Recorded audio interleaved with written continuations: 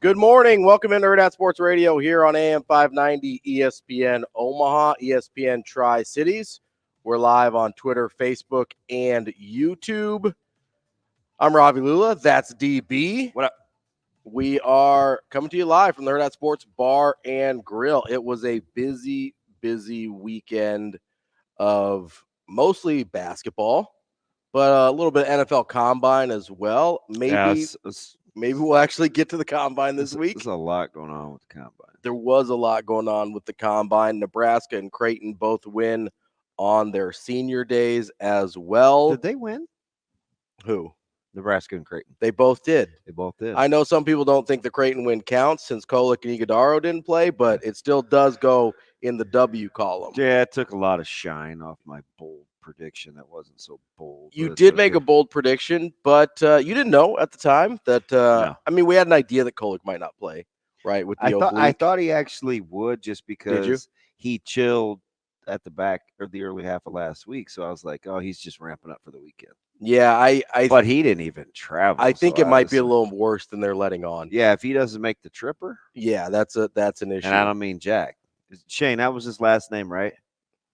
Was it Jack Tripper? Oh yeah, Jack Tripper. I think he's one of my favorites. Ripper. That's no, a different Three's guy. Company. Three's Company. Oh, okay. Yeah. Was that Robin Williams? No, that was Patch Adams. That was the other guy? Yeah. Because Robin Williams was on Three's Company, wasn't he? No, Robin Williams was Patch he Adams. was. Right? He was on that other show. That might be the most ridiculous thing you've said. I don't know. This stuff was happening in like the 70s, man. Robin Williams on Three's Company? He was on on Mork and Mindy. There we go. Wasn't that a spinoff of Three's Company? No, Oh, gosh. What was it a spinoff of, Shane? I think it was just it's. No, I swear to you, Mork and Mindy was a spinoff. Don't Now, make me do it this early, Shane. Three's Company had a couple of spinoffs itself, but No, I'm gonna look it up. It's gonna be bad radio because we're Right. It was a spinoff of Happy Days, okay? It was a spinoff. It's Ravi Lulla here for anger early on a Monday. Man, We can't be choosing violence already. I was in a good mood when the day started, and Shane had to ruin it. Thanks a lot, Shane. No, Nebraska and Creighton both roll a little bit, and Nebraska baseball gets a sweep. that's good. Sweeps are good. Yeah, it's really good. I didn't It's know only if won they what, were 7 gonna- of the last 8. Yeah, I didn't know if they were going to play because of the weather, the quick cancellation the other day or Saturday. Oh my gosh, I hope it rolls out. Like the weather, but they canceled that bad boy in a hurry from Friday to Saturday. And then I was a little bummed. I wanted Nebraska women as the 4. But they still have a good draw. I think tough one to Illinois yesterday. So it's a lot of sports, and you jinxed Creighton baseball offensively by talking about how they were swinging the bats. And I mean, they were scoring a lot of runs for a minute there. Yeah. How was the So I have 2 guys. Yeah. Who have significant others. One's married, so I guess that counts. That's a significant other. That were at the Nebraska It's about as significant as it gets. basketball game. Yeah. So yesterday against Rutgers And or the women. Rutgers. Okay. And he said she is getting ready to check out of going to football games because football is not like basketball in terms of the environment. Okay, that's fair. No, it's not. She's only been there. Yesterday was her first No, day. no. I mean, it's fair that basketball and football, not just in Nebraska, in general, they're different environments. Yeah. So that was what I wanted to. That's what I was telling him last night. But like that's not a Nebraska specific thing. The problem is he can't use comps. We know that. Yeah. But it's like if it's her first go around, yeah, that's what she knows. Then she doesn't have a lot to compare it to, which is, I mean, that's fine. It's probably seems more of an indictment on Nebraska football than it actually is, because I mean, just because you're enclosed, basketball games are different atmospheres, right? Yeah, and you also have a lot more. The momentum is a lot more acute in a basketball game, so you can feel it happening in real time. Here it comes. What? Momentum. Big Mo? Yeah, that's what you're talking about. Yes, exactly. Whereas football, sometimes it's a little more drawn out. Yeah. Right? Just because of the way the game is played. And so I could understand if you're, and I don't know this person, but if you're a more casual fan. You kind of do without really knowing them. But yeah. But if you're kind of a more casual fan and you haven't experienced a lot of different atmospheres, being like, yeah, no, basketball games are more fun to be at. And this is the first time, obviously, at a college sporting event. Sometimes it's cool. She had a big thing for Kenny Bell and Oh, sure, yeah. and who else did she like? A couple of other guys. I don't want to give her away, but he's making fun of her because you get to see basketball guys without their their gear on, Like and with you the can see helmet their and stuff. Yeah, you face can and actually their see 'em. clothes, and she's like, yeah, I don't know if I like any of these guys, but I know who she did not like. Who's that? She did not like KT. Not a big Tominaga guy? Was not a fan of Tominaga, and I'm like, you know what? He's even polarizing for Nebraska fans, but don't let the antics fool you. Is he polarizing for most Nebraska fans? I don't know. Like he doesn't come up a ton in my sphere. Yeah. I think we're used to it, even though it's only been 2 years Couple or a year and a years. half. Yeah. But I mean, he was out of control last night. Well, like the hiding his face and whatever after he makes the running to the other end. Yeah, that's what I mean. He gets the and one on the three, he runs the other end. He's like, I was just glad we knew where his dad was sitting. Yeah. Listen, people get mad about showing Taylor Swift on TV. I mean, dang. That was it was a very funny text. It's like, hey, did you know that Casey's dad's here? A very funny text. He's very tall. Did you know this? Yes. He's huge. Yes. There he is again. Yes. No, it was. I was. People kept asking me if that was his girlfriend. I don't know. I have no idea. Who, Casey's or his dad's? Well, I don't know. You assume Casey? Yes. I don't know. I'm just trying to clarify here. Yes. We got some dangling modifiers. I don't know. Yes. Yes. No, there was a lot of Casey dad love on the. But I mean, it's like I think a lot of teams have that. Have that guy. Imagine just dropping in from like Pluto. Yeah, not a planet. And watching Baylor Shireman. Yeah. Right? I mean, he's probably going to get under your skin. I would. I mean, it's a little. You see Reed Shepherd from Kentucky? He's probably going to get under your skin. I think the difference between Reed Shepherd and Baylor Shireman and Casey Tominaga are the first two are a lot better than the last. Oh, here we go. No, come on. No, listen. Casey is he's got the ability to kind of be a spark plug, be that kind of microwave scorer. Vinny Johnson? A little bit. That was the reference. Watched Isaiah serve a lot of hate this weekend. Dude, Isaiah's always hating. I think he was talking to Stacks, and I think he was talking to Steven Jackson, and he was on their pod. Yeah, or no, it was what's the guy that has a fixation with not wearing clothes? I can't help you there. Channing Crowder and Ryan Clark.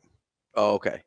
I think it's that podcast. But I'm pretty sure. My point is, Casey is a very high risk, high reward type player, right? If he's not feeling it, he's going to take some bad shots.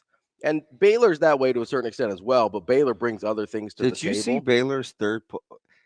I'm maybe off one or two, but it was from about 29.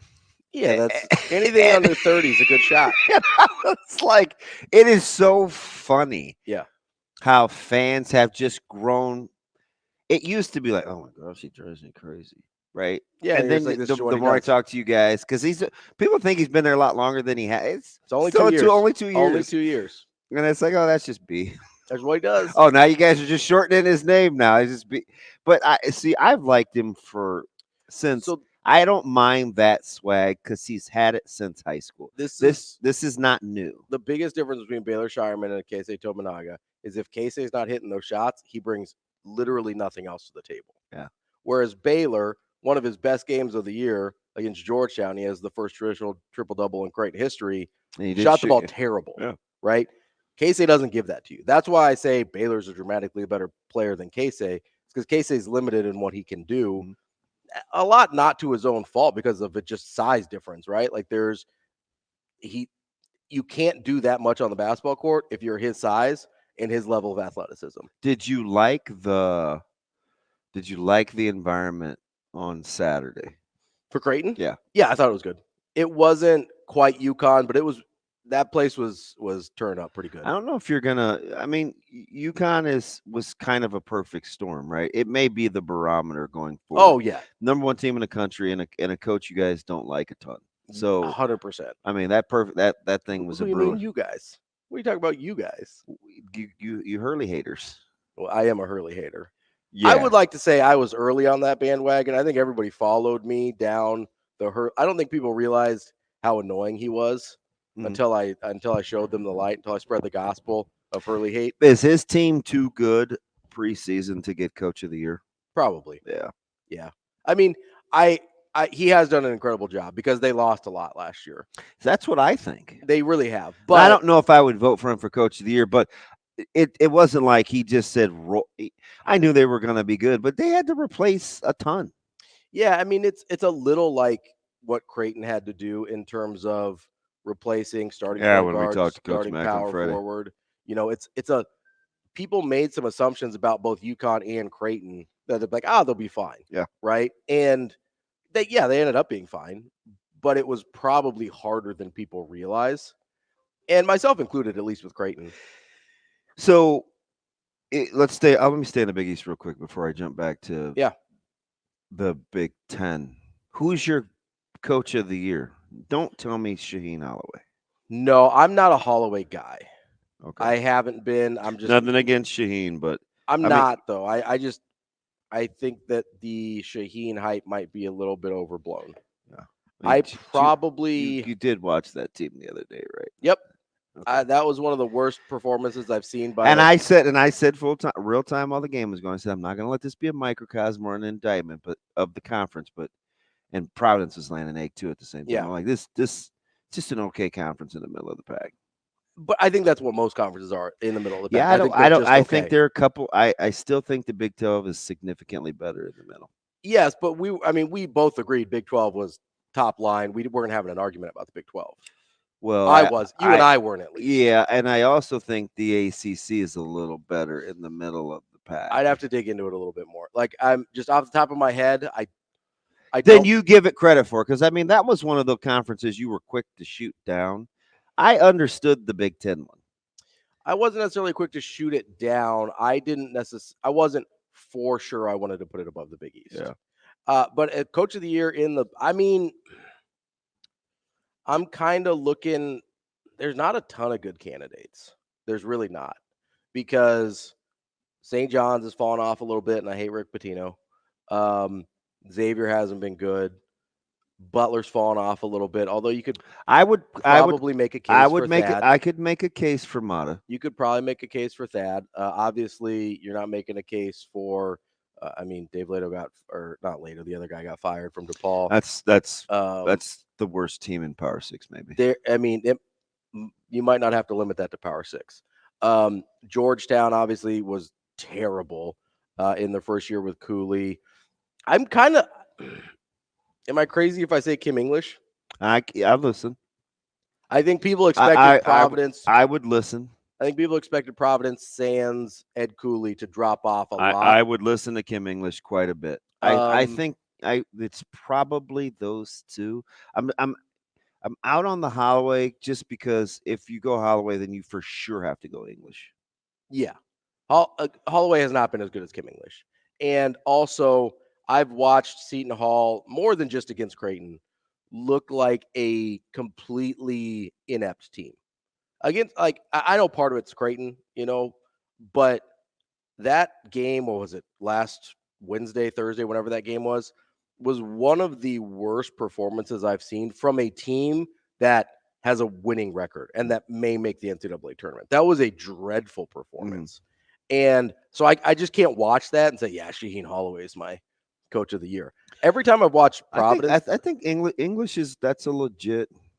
I think that's who it's got to be. It's either, and listen, I'll give Mata credit because I thought Butler was going to be dreadful again this year. And I thought they could be in trouble as a program. Yes. And he's at least made them functional again. He had them on the bubble for a long time. So the Big Ten obviously is 2-horse race for Coach of the Year. It's got to be Collins or Hoiberg, doesn't it? Yeah, yes, I think so. No, I'm listening. I'm listening to other. No, I was trying to decide between Collins and Hoiberg. That's what that noise was. That wasn't trying to come up with other. Because, I mean, we both don't think Brad Underwood's that good of a coach, or at least I don't. I don't want to speak for you, but yeah, we're both kind of out on Brad Underwood. Their talent dictates they should be where they're at, where they are. You may make the case that Illinois should be better, and they're pretty good. Yes, and their defense. I like Illinois a lot better than you, but I know why you don't. So I'm not going to argue over that because I know you. If you're coaching against Underwood and you have the same players, I think your irrational confidence is you'll outcoach Brad Underwood. I'm not as bad as you on that end, but I know you're out on Underwood. If you give me a handful of coaches in the league, same talent, everything else against Underwood, they outcoach Underwood. Okay, that's fair. Like, would you take in a game same talent, Hoiberg or Underwood? I'd take Fred. Collins or Underwood? Collins. Guard or Underwood? It's a little tricky there. It's tough. I don't love great guard. That's tough. I mean, I probably know too much, so like I'm a little. I lack objectivity because, obviously I'm not there. I don't cover, so I talk to just people that I know. Yeah. So any information I get is more than my own. Well, and you're a big Chucky guy, right? And you know the family, so you're familiar with the situation, right? I'm a huge. I'm not a huge great guard guy either, and I don't know those things. So sometimes I feel like, and this could be completely unfair because again I don't know, but I feel like sometimes they win in spite of him, and the wheels are super wobbly. For Illinois, Wisconsin. Oh, Wisconsin, yes, yeah. No, for sure. I'm not. I have no idea what to get, and all of a sudden, not all of a sudden, but now they're playing more like the raggedy offense. So the first half of the year, I was like, oh gosh, they can score. Yeah. No. The problem with first half of the year is like 60% of those games are non-con. But you had enough where I felt like I could at least formulate an opinion. I was like, oh my gosh, they scored 7. Oh, what?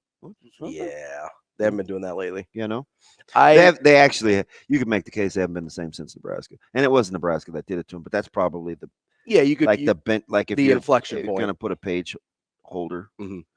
I'd look at that game. I think you have to seriously, and I get it. Collins may get the sentimental vote, but Collins has done this before, though. Like, they've been good before, right? This is the first time under Hoiberg for Nebraska that they've been able to bounce back, or that they've been able to break through and have this type of year, right? Yeah, they bounced back from a really bad start to his tenure. Kind of built a little last year, but then they lost their two best players last year in Walker and Grizel, and they are better this year. I mean, I think the argument for Hoiberg is right there. If it's Collins, I'm not going to be mad about it, right? He's done an incredible job this year. Yeah, right there. I just, you had most of your guys healthy. Well, he's been without Peters for a month at Northwestern, but you had Boo Booey coming back. Mm-hmm. Nebraska, I mean, no Derek Walker, they're not starting over, but it's a lot going on. Yeah, in terms of what they had to replace. They're two most important pieces they had to replace. Yeah, they had to replace both of them. Which I did not think they were going to be able to successfully. And I listened to a lot of people tell me that Mast was Nebraska's best player at the beginning of the season, and they've been able to function with him not playing very good with his game. I guess kind of changing a little bit. Yeah. They haven't really needed to use him as a scorer much. He's become a good facilitator. He's really good. Why anybody runs a double at him, I have no idea. It's not a great idea. If he's beyond the arc, I understand he can shoot it, but don't crowd him because he's become a very good passer. And he's a pretty good ball. He's a better ball handler. Than I would kind of let that ride. Yeah. You take your chances with the 3. Yeah. I would 100%, because other guys are starting to. They move without the ball quite a bit better in that offense. Yes. So I don't know, but that's a dumb sidebar. I don't know why I was thinking, but as I was watching it last night, I was like, why run a second body? Why do you want the ball out of his hands? You're compromising yourself. And Nebraska was hitting them with a lot of dives. Yeah, they were doing a really good job on the off-ball movement toward the rim to make sure that they were taking advantage of those. I'm like, oh, you guys just hard hit. I mean, it's honestly it's a and lot. Amari, and he's already away from the hoop. Yes. Right? So you don't have rim protection there because Rink already has brought your guy out. It was honestly a lot like what Seton Hall was doing against Creighton last week, where they were jumping a lot of – it was to the point where I'm sitting with Matt DeMarinis, and he's like, are they running like a weird matchup zone? And I was like, no. They wanted to see how many open shots they could get. at the rim. What did you text me during the game? You go, is it just me or is Creighton had more? I think uncontested wasn't the word you used. No, I believe I used the term fully nude. They were just buck naked at the rim all night. I was like, I don't I don't know. Maybe they want, Creighton to set some records. But it's just weird. Like, guys we were talking about a couple weeks ago, like Jamarcus Lawrence. Yeah. The last couple of games, it's like, they haven't really needed Jamarcus Lawrence's punch, or haven't really needed CJ Wilcher's or scoring punch. Like Gary shoots the ball super well, then he's like 2 for his next 14 from 3 or whatever. I think that's the number. Just find a way offensively, which I don't know how. I really don't to figure it out. Because I look into the individual guys on Nebraska's team. I'm not trying to be a hater here. Yeah, probably you are though. I look at the individual guys on their team, and I'm like, okay, I kind of like what he does, and maybe I like what he does a little bit. There's not one guy that I look at, I'm like, oh, I love what he does offensively. And then a lot of the times, the guys that do start playing well offensively, as soon as I say it or as soon as somebody brings it up, like Bryce Williams. Yeah, like Bryce Williams. All of a sudden, they stop playing good. Although I do think he's too unselfish. He is. Like, but he probably has the tools to be the best offensive player on that team. Yeah, he's my favorite, and he just doesn't do it. It's probably has more to do with his playing style. Mm-hmm. He's super other centered. He's like unselfish. He just hit your eye right. Yeah, and he doesn't beat his chest. He's kind of quiet. He's a silent assassin. I think he's got some cold blooded to him a little bit. Yeah. Like where he'll dagger you. So he's not gonna like run to the other end of the floor and stop. You can't see me. I'm just asking if, just for comparison's sake, I'm just looking for a frame of reference for that. Coming up next, you got one of your own, but I lack objectivity because I love Baylor. Coming up next, we'll set up the show. I do want to be a little fly in the. I want to know what he says to guys when he's talking trash. Well, he gave us a little hint in the press conference. Baylor let you know.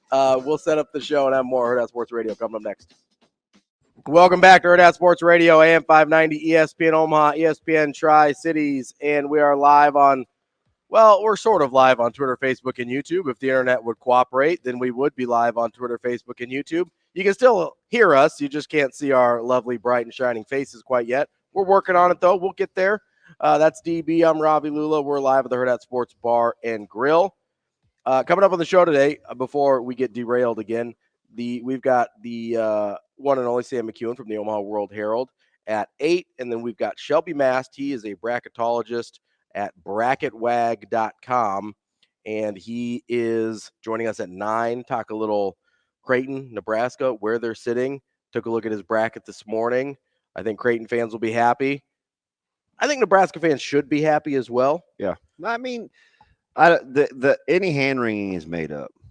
About whether they're in or not? Yeah. No, I don't think it's about that. I was talking about seeding now because I've seen them mostly as a 10. Yeah.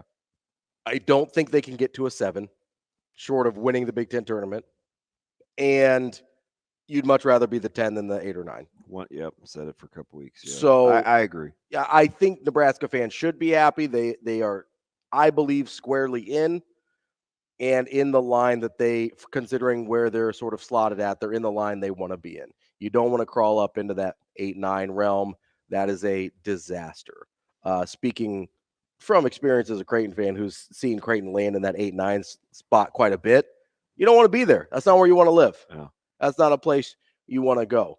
So we will talk to Shelby at 9, get his thoughts on the bracket, and see how safely he thinks those slots are kind of, they're written in pencil at this point, but we'll see where they go. It's starting to take shape. Like I kind of do think, and in our water's wet moment at the end of the season, but I think I have a good idea. There's still a couple of teams, amazingly, Michigan State. I'm not real sure. I'm not sure Tom Izzo's real sure about what that team is. I'd like to say I know what Virginia is, but no idea. for like a obvious, well, they can't score. Like I watch them a lot, so it's like their floor is capable of being so low. Mm-hmm. It's honestly, they're not quite as good as the team that lost to UMBC, but it's similar vibes in sense of It's like the way they play. how can you be so bad sometimes? When you can't score, it gets real dicey. Yeah. And especially with the way they play defense, if a team gets hot against you against the pack line, you're in trouble. I know, because it makes you uncomfortable. It makes you uncomfortable, and you're kind of allowing a little, like, you're like, hey, if you're going to make 22, 23, 24 footers all day, we're kind of going to let you a little bit. Like, yes, they're closing out, but I mean, it's not quite a zone, but it kind of has some of the similar soft spots of a zone. And if you're in that pack line, somebody gets hot and you can't score, you're in deep, deep trouble. Who else? So Virginia's a little weird. I'm just talking about the top 25 teams. Yeah. I'm going to bring up the top 25 just so I don't add anybody in there. I mean, just ask me and I'll tell you if I think I know who they are. No. Alabama. No. So frenetic volume. I think I know. Oh, I'll give you one. Mm-hmm. Auburn. Oh, fair. I mean, a lot of the SEC teams got to have similar vibes. Not sure what to expect from Auburn. Capable. Kentucky. No.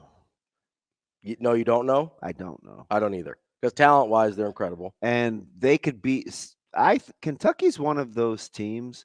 They're so bad defensively. Are they one of those worst teams that can win a national championship? They're awful defensively. Mm-hmm. Are we okay? Let me ask you this: are we sure some of these SEC teams are as bad as we think they are defensively, or is the SEC just way better offensively than we're giving it credit for? Because we see a lot of big numbers in that league. Oh, I know. And it's kind of nuts. Like night in, night out. Like somebody's dropping triple digits basically every night. I don't know. That's a good question. Is it part of it? Well, the only thing that gives me pause is because I immediately think of when it was Mike Stoops that famously said, "Oh, it's interesting how when the SEC finally gets good quarterback play, their defensive numbers come down." That's exactly what I was thinking about. Right? I remember when he had that shot across the bows. I used to make that argument for years that the SEC, yes, they had incredible defensive players. Not Mike, Bob. It's Bob. Oklahoma. And they had is Oklahoma. And they had really good defensive talent and defensive coaches. They also did not have any NFL quarterbacks in that league. Bob Stoops infamously like the best quarterback in that league for a while was Greg McElroy. I'm like, that's a thing that was happening. Gosh, that's a good point. LSU could not find a quarterback to save their lives. Yeah. Could not find one. In Louisiana, they could not find a quarterback. So maybe that's it. Maybe So that's what I'm wondering, if maybe the offenses are better than we think.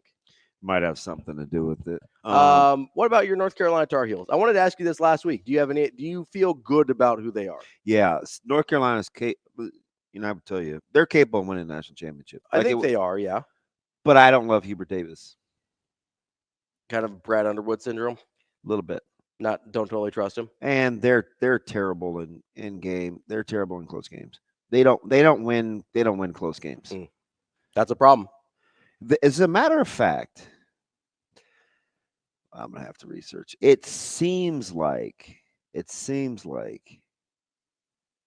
I don't know if they've won a game decided by 4 points or less or 5. I'm doing a quick look right here. I've got an 8-point win. Have they won a game of 5 points or less? Yes. At Miami, 75-72. That's their only one. And at home against Miami, 75-71. Yeah, it's Miami's their only. Those are the only ones. I mean, I'm just doing a quick look here, but I think that's it. They lost 87-83 to Kentucky. They lost 83-81 to Nova. They lost 74-73 to Georgia Tech. Woof. They lost. Hey, Georgia Tech started out on a heater that night. I remember that. They lost 80-76 to Clemson. So 5 of their 6 losses are 4 or less. 4 points or less. Yeah, that sounds right. Isn't that pretty good? I'm weird like that. Yeah, that was a little Rain Man-esque right there. Yeah. So you trust North Carolina, or I do. no? Okay. I don't, and it's weird because I don't love Baycott and I don't love Hubert Davis, but I do know who that team is. Okay, so you know who they are, but maybe trust them as strong, but you know who they are. Yeah. What about Duke? So Duke's pups are playing better. Duke concerns me. I mean, now that Kyle Filipowski's won Comeback Player of the Year award. You're such a child. Duke. As long as no rogue fans have it out for Kyle I've watched Filipowski, those young guys grow up for Duke. Yeah. Talent-wise, they're way, way up there. Yeah, I don't know if they shoot it well enough. Fair. You got to have an off-the-ball bucket. You got to have a guy that can go get it. I don't know about that either. You don't trust Kansas? I like them more than most. Okay. And then I watched Baylor, and I was like, they are playing with 4 guys. Yeah. And Baylor needed that win, I think. They did. But they were only like a slight. I think it was only like 4 maybe or something like that. Going into that one? Yeah. I mean, it's top 12 matchup? Yeah. Was it 7-9 or 7-11 or something like that? At the time, yes. Yeah, okay. So I do know what Kansas is. It doesn't mean I can't trust them though. I probably I want to say this out loud. Yes. I probably trust Kansas more than most because I think I know exactly what I'm dealing with. How much of that's Bill Self? A lot. Right. But do you know what the other big portion of that is? What? They don't have a lot of variables. Their starters are good. When they play, they'll play well. Right. It's just, okay, can you get into their bench? Yeah, that's if you get a couple guys in foul trouble, it gets. But I think I know what I'm. You know what you're getting with them. That's fair. Because trusting them and knowing what they are different things. Yeah, I like Kansas more than most.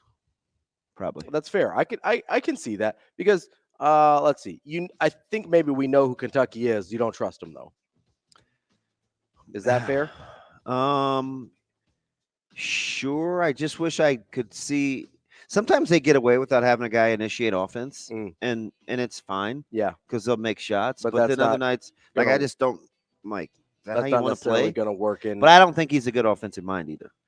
Yeah, I think that's probably fair. I've had this argument about Calipari a bunch of times, but maybe we can get into that next. We've got more Hurrdat Sports Radio coming up here on AM 590 ESPN Omaha, ESPN Tri-Cities.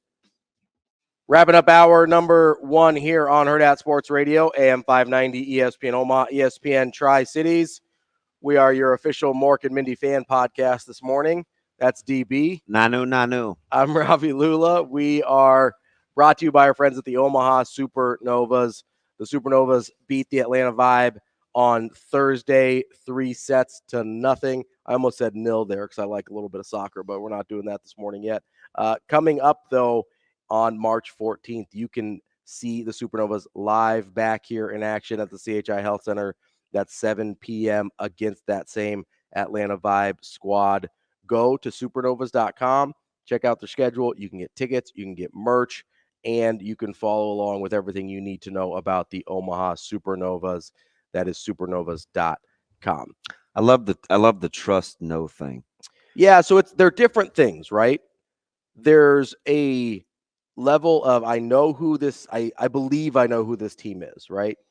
And then the question of trust comes in, to me at least, is do you trust the thing you think you know? That's where those two different, for instance, I'll use Creighton as an example, just as an easy one here. I think I know who Creighton is. I don't necessarily trust it on a night in, night out basis because I've seen them have some really bad performances. They're going to be a very trendy pick come bracket time. And there's going to be you watch. Probably, you're probably right, especially if they win a couple games in New York. But there's going to be a couple matchups, and I don't know if they'll get them or not because we have no idea what the bracket looks like yet, right? But there's going to be a couple teams where I'm like, ooh, that's a bad matchup. I don't know if I like that. I wonder how sick Iguodaro must have been. Yeah, I don't know, but I think I'm not. Did you see him come out at all? No, I don't think he was there at all. Well, I know Kolick didn't travel. Did Iguodaro stay home? Because I didn't think he got sick until Iguodaro Friday. was, I believe, in Omaha. Yeah. I don't think he was at the stadium. Okay. I didn't see him in. That's why I was like regular clothes just didn't feel good, or if he's sick, they probably kept him. I think at the hotel. I assume he stayed back at the hotel. I don't think I saw him there. Somebody can correct me if I'm wrong if they saw him, but I don't think I saw him there. I went down, to the pressers and stuff, so I was on the floor a little bit. I don't think he was there. And then I think there might have been something running through the team a little bit because I think our guy Jacob Padilla tweeted out at one point it looked like Trey Norman came off the court and got sick. So there might have been a stomach bug kind of going through the team a little bit there. So it's that I assume it was one of those deals with Iguodaro where it just, hey, you stay at the hotel. It seemed like a stomach thing is what I gathered just by Trey Norman apparently throwing up on the sideline. All right, so let me spin it around and ask you about Nebraska real quick. So they shot 33% from three yesterday. Won by double digits. Bryce, Casey, and Jamarcus, between the three of them, made 3 threes. I think they shot 3 of 11 amongst the three. You know that, right? Yeah. Like, you're like, okay, I'm not floored by that. They won anyway. Do you trust that they could replicate that? Because I would make the case that Nebraska's shown they don't have to shoot it well, and their particular guys don't have to shoot it well, and they still find ways to win games.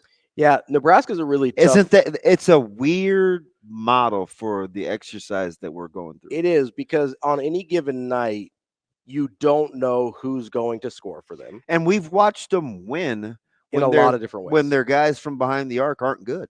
Yes. And so you've got, on any given night, you don't know who's going to score for them. You don't know who's going to shoot well for them. You don't know who's going to play well for them offensively in really any sense. You know what I do trust, though? What? Which is why I like, because you asked me this off air. I was like, oh, that's a little backwards. And I was thinking, you're like, okay, let's start with who you know, and then ask if you trust. And then I'm asking you if you trust that to make a run. So we were doing the exercise with the teams. Do you know what I do trust about Nebraska? What? They are extremely confident. Yes, I trust that. Like, you trust their mindset. Yes, that's fair. It's an ultra competitive team. I could make the argument. I just hope it's like that in a neutral setting. Sure. Because PBA is different. I mean, my buddy, like I said, his significant other, she's still tickled. No, PBA is their superpower, right? That's the thing that we don't know about Nebraska. We don't know, because obviously, like all the things about the road games, whatever. But and you brought this up, which is a fair point. Neutral site and road games are different. So they are, yeah. No, they really are. And so, unless you just want to tell me, well, away from PBA is away from PBA, right? But then that's a different. But we don't have a big sample size for straight up neutral games for Nebraska. We just have I think Oregon State. Yeah, that would be my counter. Right, and so we just don't know.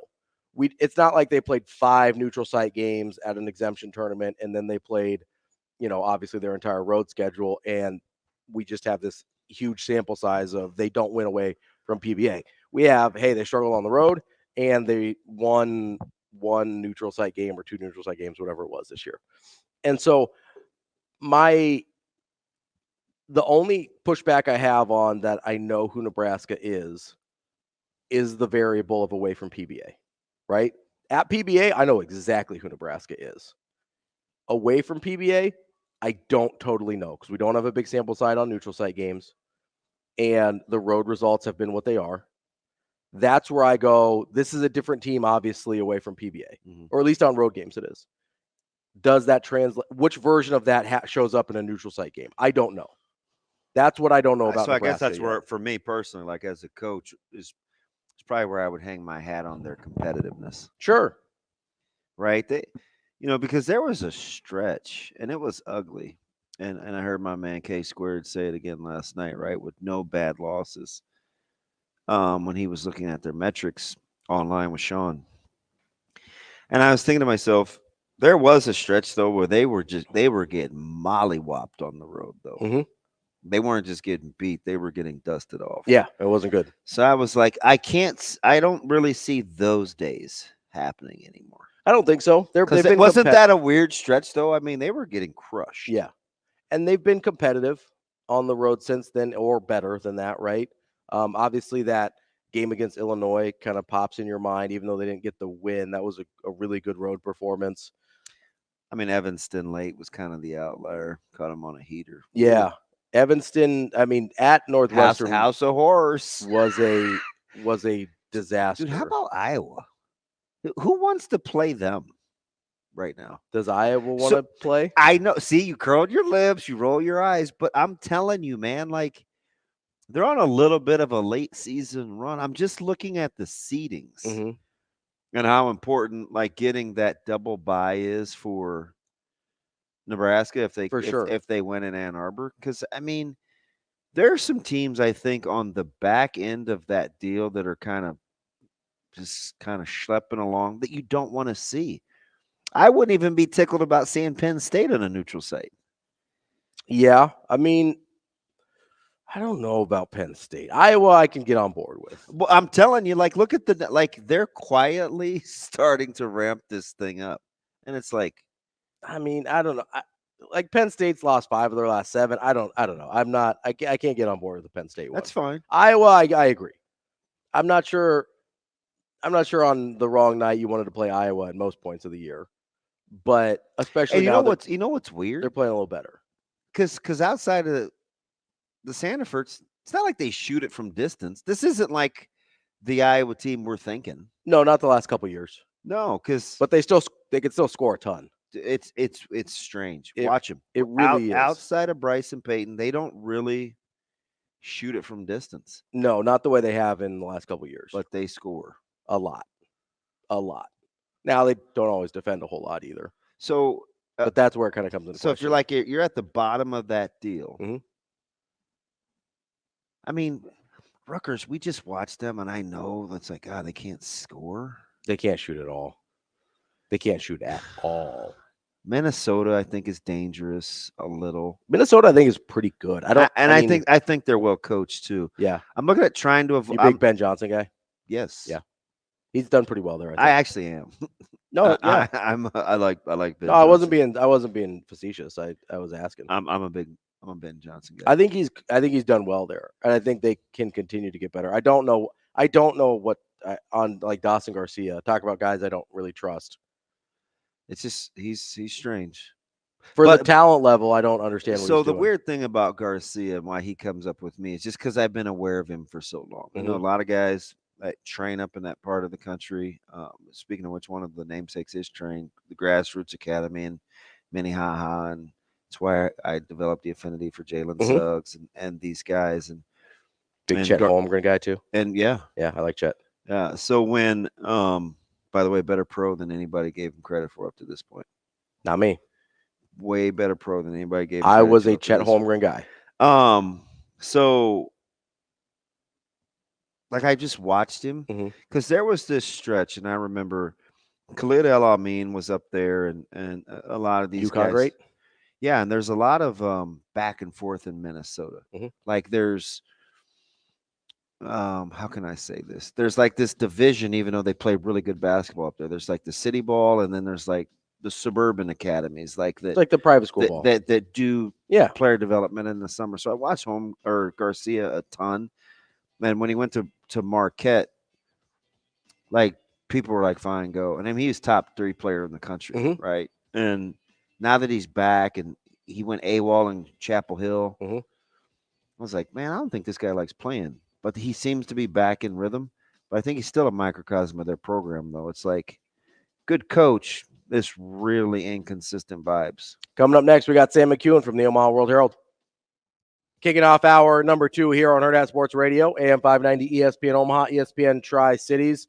We're live on Twitter, Facebook, and YouTube as well. Joining us now on the Warhorse Sportsbook Hotline is Sam McKewon from the Omaha World-Herald. Sam, how are you this morning? Good. How are you guys doing? Good, Sam. Good. Sam, I want to start with, before we get into Nebraska, I want to start with your Chicago Bears at the top of the draft there. Coming out of the combine, didn't really find out a lot about Caleb Williams because he wouldn't tell you anything. Although he gave you a glimpse into his personality. Yes, you have no idea what glimpse into his medical records, but you got a little glimpse into his personality. You still, how you feeling about Caleb Williams at 1 after the weekend? Well, I feel fine about it. The Bears still have options.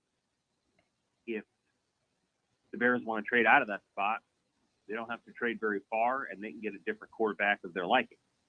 If they prefer someone else to Caleb Williams, I'm not sure they should prefer somebody else. I think Williams had a really good college career and brings a lot to the table, but they have that option. If Jaden Daniels does something in workouts or in meetings that says, yeah, he's the guy, then they can trade out of the first spot. Well, you talk about trust. That's a guy I don't trust, Sam. Mm-mm. Well, I'm not saying that I prefer him, but just like they have an opportunity. If they think Drake May is the guy, if they think you know what, we can go down to 12 and get this guy, J.J. McCarthy, who I don't know that I would take him 12, but they have. He had a heck of a combine. Yeah, he's a really likable guy. That helps. And the team, the guy that just coached him, isn't going to draft him. So that's an advantage that other teams have. He's not going to San Diego. I think there's opportunities in there for the Bears to do a bunch of different things, and of course, in theory, they can keep Justin Fields too, and just roll with that. And I don't think they will. I think they'll let him go or trade him or do whatever they need to do. But they have options. I think Caleb Williams is a great player. It's going to come down to whether he's happy enough to go to Chicago, whether they're going to build a new stadium. I think the Bears are going to struggle to get this thing right with the quarterback until they're in a new stadium and they're in a dome. I think it's hard to play quarterback for the Bears in that environment unless you're playing on all nice days. Unless you're Jay Cutler. Right. Right. And, the irony is that Jay's probably the best quarterback the Bears have had. That's why I said him. Since, since the one healthy year that Jim McMahon had, right? So, or Eric Kramer. Eric Kramer had a good year for the Bears way back when. But, the Bears have a lot of opportunity here to do something interesting. They can get a receiver and a quarterback. They can do a bunch of different things. And I'm intrigued to see how they handle it. Ryan Poles has done a good job getting them to this point. Now it's a question of you got to get the players, got to get the right players. For a GM, Poles seems like a guy. Now this is just off of interviews and listening to him. I'm a big press conference guy because I like to watch delivery. Poles seems like a guy, and I don't know if this is rare for GMs. The two that I had that were tough, and Charlie Casserly and Bill Polian. Poles seems like a guy that actually enjoys. He's a little engaging, like getting to know people, right? He strikes me as a guy that has like a personality that people may want to be around, and I don't know if that's always commonplace for general managers. Well, I think Poles is going to be around for longer potentially than the coach who's there. So I think he's probably the fixture in that organization, the guy that's going to be there over the course of the next 5 to 7 years, whether Matty Eberflus is the coach or not. I won't be surprised if the Bears go in some other direction soon. I think Eberflus has 1 year probably to get to the playoffs, and there's no real excuses anymore with the rookie quarterback or any of that stuff. You basically got to go. You have to go to the playoffs. That's CJ Stroud did that. Other quarterbacks have too. So I think that's probably part of it. It's a unique structure they have there. They have obviously Kevin Warren, who's very public, and then you have Poles, who I think probably has the most power of any of the folks there. And Kevin Warren's trying to help them move to the suburbs, which is part of why he's there. And then you have the head coach, who's not, he doesn't cut much of a figure. So. And then usually it's your quarterback, right? Like your quarterback is that next public face. And Justin Fields has never seemed comfortable in Chicago in that role. Like I don't know that he likes being there. I don't know that he likes his coaches.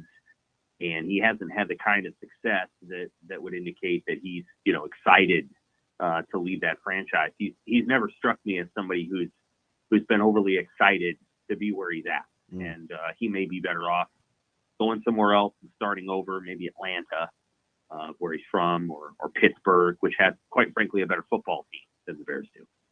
We're talking with Sam McKewon from the Omaha I'd take him World-Herald. yesterday, Sam. I'm just telling you that right now.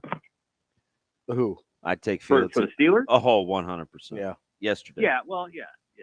Pittsburgh is a better team, and they can run the ball, and Justin Fields probably will be better off in an offense that's a little bit more. Hey, let's run it. Let's have a fullback. Let's get you some protection, but then let's get your eyes downfield and let you throw and use your arm. Yeah, he's got some guys that can run. Oh yeah, and again, I think Justin Fields is a pretty good player. I just don't think it's going to work in Chicago. He had too many changes early in his tenure. I didn't like their previous head coach much at all. Now, granted, he went right back to the Chiefs and had lots of success. Or at least they won. When he was there, and I don't know. I don't think Mahomes has gotten better in the last 2 years since Matt Nagy returned, but whatever. I didn't think much of that guy, and I don't think he helped Fields early. And then this new head coach isn't much to write home about either. And the coach is important in the NFL. You can't just poo-poo that. It's important, and I just don't know that he had the best people around him. Sam, let's switch gears to Nebraska here. Obviously, on the court, they got a win against Rutgers yesterday. It appears they are firmly on the right side of the bubble, even off the bubble at this point. We were talking about earlier, if we think we know who this team is, do you feel confident that you know who this Nebraska basketball team is at this point in the season? Absolutely. I do too. Yeah, absolutely. They when they play hard, they're tough to beat. They play hard almost all the time, but they're low, right? They have about 4 different guys, 5 who can make threes. You don't know which one of them is going to be the guy that night. But when Casey does well, they're supremely confident. Would you agree with that? Oh yeah. Yeah, that's the thing that first sticks out to me is I don't think they care what's going on. I think they think they're going to figure it out. They play with a lot of confidence. They do. They've set a school record for threes. That's part of it. I mean, they're shooting a ton of 3-pointers, and you know what? They're making 36%. And if you're making 36%, that's better than 33%, which is what they've tended to make under Fred Hoiberg. That's funny because that's exactly what they shot last night. Right. Yeah. Yeah. I mean, they like to shoot the 3, and again, they've got 5 guys shooting more than 3 3-pointers a game. So Casey, Rink, Bryce Williams, Juwan Gary, and C.J. Wilcher, and all of them are at least 32%. And Wilcher's at 41%, and Bryce Williams is at 38%. And so, they do a pretty good job of making 3. You have to. Well, actually, they have 6 guys, because Jamarcus Lawrence has taken 3 3-pointers away a game as well. So they have 6 different guys who can make 3s. Rebounding is an issue. Some of their players can be up and down. Casey goes kind of up and down a little bit. Rink goes up and down a little bit. Hey, remember that's funny you bring him up because just the confidence thing. I remember first half of the season. I mean, Rink Mast was Nebraska's, but going into the season, a lot of people were like, "Oh, Rink Mast, Casey Tominaga, Rink Mast, Casey Tominaga." And Rink got hurt, and there's a little doom and gloom. And then Juwan Gary was the attitude, and he got hurt. And there's a couple game stretches where they needed his presence, and there are other games where Casey has been non-existent. I'm not sure I care necessarily about who Nebraska's best player is. I think I like the fact more that I've heard it's been a couple of different guys over the course of the season, and it hasn't seemed to matter if any of the aforementioned have played well or not. They found ways to win. This is like that's right. It's right. It's like I've heard a lot of the narratives. I don't believe any of them. This is just a good team. Right. They have great balance. Again, a lot of different guys can beat you on this team. That's that's good. It's not necessarily one guy or two or even three. So yeah, they have balance. Juwan Gary, when healthy, has been probably the best overall player, just because of his energy and because of what he's able to do. Now, he doesn't always make his threes. I mean, that, when he makes threes, they're a lot more dangerous than when he doesn't. But you can't really slow him down energy-wise. He's a good defender. So, yeah, it's a good team. They're going to go to the NCAA tournament. And fans probably haven't wrapped their arms quite around that yet. And I'm sure the team wants to keep fired up so they can go beat Michigan and remove all doubt. But they're going to the NCAA. So it's a good deal. Sam, odd or an even number? Because I think it's in the thousands. So I'll let you pick the first number of fans in Minnesota if Nebraska is opening up on that Friday night. An odd or even number? Yeah, 1,000. You mean like in 2,000? Oh, yeah. 3,000? Yeah, I don't know. I think it's going to be a lot. Yeah, 3,000 or 4,000 folks. Okay. Sure. It's Minneapolis is 5 hours away. Yeah. City used to be 3. They're going to have a lot of fans there. There's a lot of Husker fans in Minnesota. So yeah, they'll have a big crowd. They'll have a big following. They usually do, and it's not going to be quite PBA North, but they'll do a good job of filling the place up. So right now they're on track for the 4th seed. Right? Yeah, they beat Michigan. They've locked up the 4. And I know that at that point, that's just what you had picked, right? When the season started, you're like, Nebraska will have the double bye potentially starting the Big Ten tournament, right? That's right. Yeah. Exactly. See, I have not logged on to the Homer Network. I swear to goodness, but I actually think, and I get it. There's the guy in Evanston, Mr. Collins, who's going to get a ton of run, but I just think Hoiberg's Big Ten Coach of the Year. Well, he's replacing his 2 best players. One of the challenges here with him winning the award is the season's going to end on Sunday, and I think you got to have your ballot in like 6 hours later. There's going to be people who probably put in their ballot before that. There is a natural media, what do you want to call it? Let's just call it attraction to Northwestern. Right, affinity. There's a natural media affinity for Northwestern. That's a nice way to say bias. No, it's more of an affinity. Like, and this is true with the national media because many in the national media literally went to Northwestern. I don't know that that's true of the Big Ten basketball media, but I think there's just a general Northwestern's doing more with less. Like, they don't have all the bells and whistles that these programs over here have, and you know what? That's true. I think that's accurate. I think Northwestern has to do more with less. They have a cool arena. I think it's not an easy place to play, but they don't enjoy the luxury of the practice facilities and the NIL operation that Nebraska has. So I would pick Fred Hoiberg, but I understand why, the majority of the media, most of whom are in their 20s and early 30s, just look at hey, that's a good school and they're a good team, so we're going to pick them because that sounds about right to them. I don't think Matt Painter should win it. I don't. That maybe that's rude, but I don't anticipate Matt Painter being the winner of that award. Sam, does it matter to you at all that Chris Collins has had kind of this type of success before at Northwestern and fairly recently, just a couple years ago? I mean, they were still a 20-win team, or just last year they were in the NCAA tournament and 23-win team as well. Does that matter to you at all? Like, they're not. It seems like Nebraska's made a bigger leap this year, I guess. Does that matter to you in voting? I don't have a vote. I would vote for Fred Hoiberg. So yeah, I guess it matters to me. I think and maybe I'm being unfair. I think I'm describing, if Chris Collins wins the award, I think I'm describing why. That's what I anticipate being the case. But you never know. Like, maybe it'll be different. Maybe Nebraska will, if Nebraska is the number 3 seed, which if Michigan State beats Northwestern and Nebraska beats Michigan, Nebraska's going to be the number 3 seed. Hard to argue Chris Collins over Fred Hoiberg for me.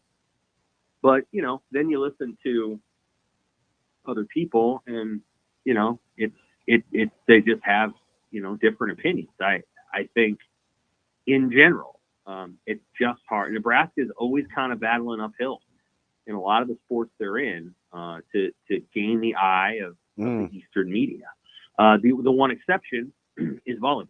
That's the one area where it's like nobody tries to play cute or I don't know, like they don't do that. They're smart enough to not do that and to not pretend that other programs are better, quote unquote. They're not.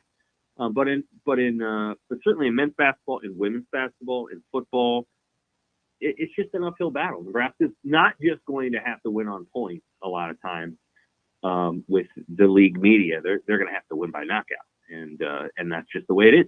And Nebraska will have to earn its way that way. Amy's got to have a 5. Nebraska wrestling's got top 7 in duels. Track and field, here they come. Baseball coming off a sweep. We talked about basketball. You've got football that is trying to build some momentum and stack some wins.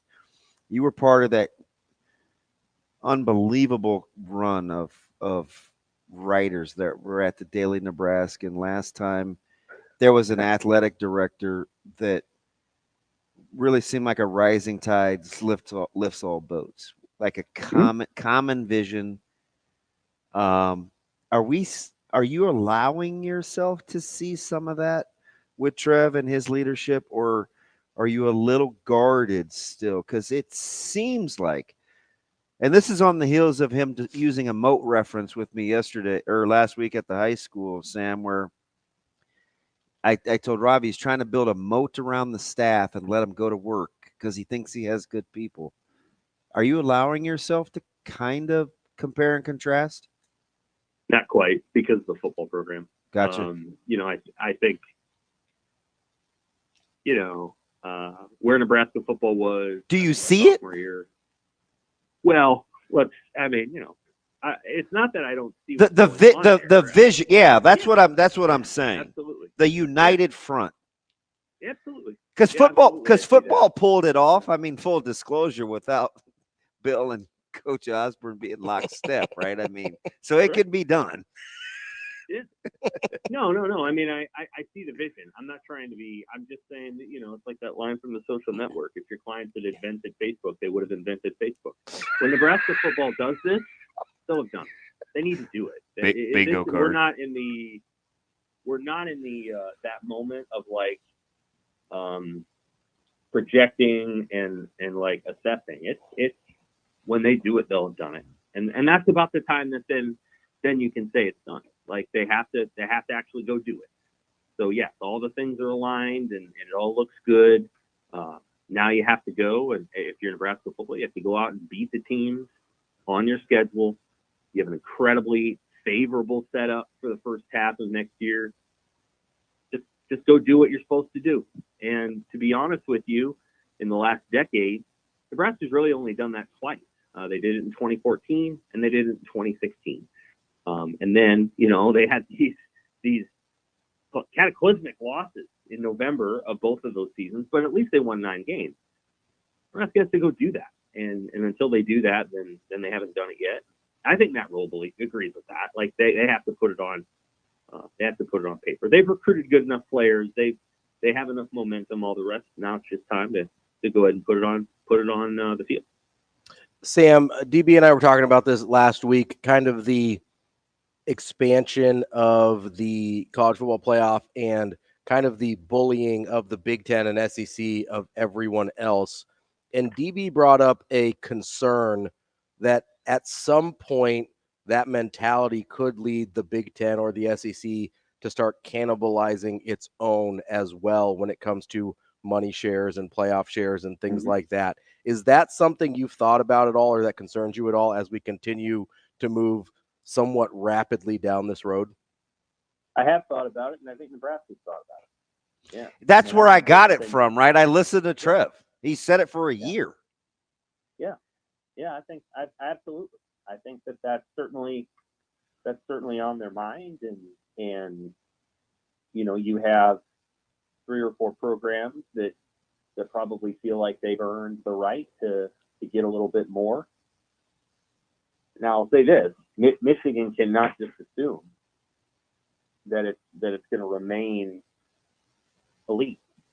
They're losing more great players than any other program, and they're switching over a coach, and so I don't know that Michigan's going to go 12-0 next year in the regular season. I bet against it, actually. So it comes at a unique time, but yeah, absolutely. I think there's going to be programs within the Big Ten that are like, hey, we're here, we've been here a long time, and we're doing really well, and we're the ones who are driving the ratings, and yeah. So I think that's definitely possible. That's why the urgency is just there. That's why what happened for the first decade while Nebraska football was in the Big Ten is so unfortunate, because there was a lot of infighting and a lot of team contest, so to speak, of who's going to do this and who's going to do that, and who's right, and who's wrong. Some of that was on the administrators, some of that was on the coaches, and rarely was there a moment over the course of that decade where everybody was on the same page. And the irony of it is they were arguing over stuff that had happened a decade before the last decade. And so, hopefully all that stuff's in the rearview mirror. And I think that now that it is, you probably don't have a program where, the coach is paranoid or worried or any of these other things. He's getting what he wants. The administration is giving him what he wants. And I think everybody's trying to move forward in one direction. The athletic director's around. He's in the offices. People know where he is. That kind of stuff.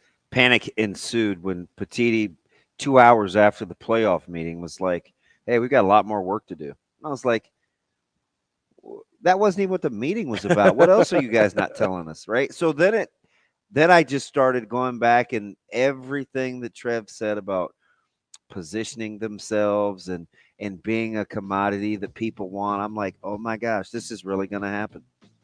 Yeah. Sam, we appreciate the time as always, Sam. We will talk to you again next week. Thanks, Sam. Take care. That's Sam McKewon from the Omaha World-Herald. See, I'm not crazy. I didn't say you were crazy. Not about that, at least. Maybe some other stuff. Yeah, good point. We will continue with more Hurrdat Sports Radio here on AM 590 ESPN Omaha, ESPN Tri-Cities coming up next. We're halfway through the show here on Hurrdat Sports Radio, AM 590 ESPN Omaha, ESPN Tri-Cities. We are live on Twitter, Facebook, and YouTube, and we are brought to you by our friends at the Team Jack Foundation. Team Jack Foundation has worked with National Cancer Institutes such as Dana-Farber, Memorial Sloan Kettering, Columbia University, and of course Nebraska Medical Center to find better treatments for kids fighting brain cancer and one day a cure. They have raised over $12 million to date and counting. They just had their annual gala last weekend in Lincoln, which was a terrific event. Bryant Young spoke at that. They had a great silent auction. Even if you missed out on that, you can still get involved with the Team Jack Foundation by going to teamjackfoundation.org. You can find out what's going on with their events. You can donate directly on the page as well. That's teamjackfoundation.org. Wanted to get into a little quarterback talk here. We were having a lot of quarterback talk over the break off air, which we should probably, save some of that for on air, but, we're not very good at this. So, speak for yourself.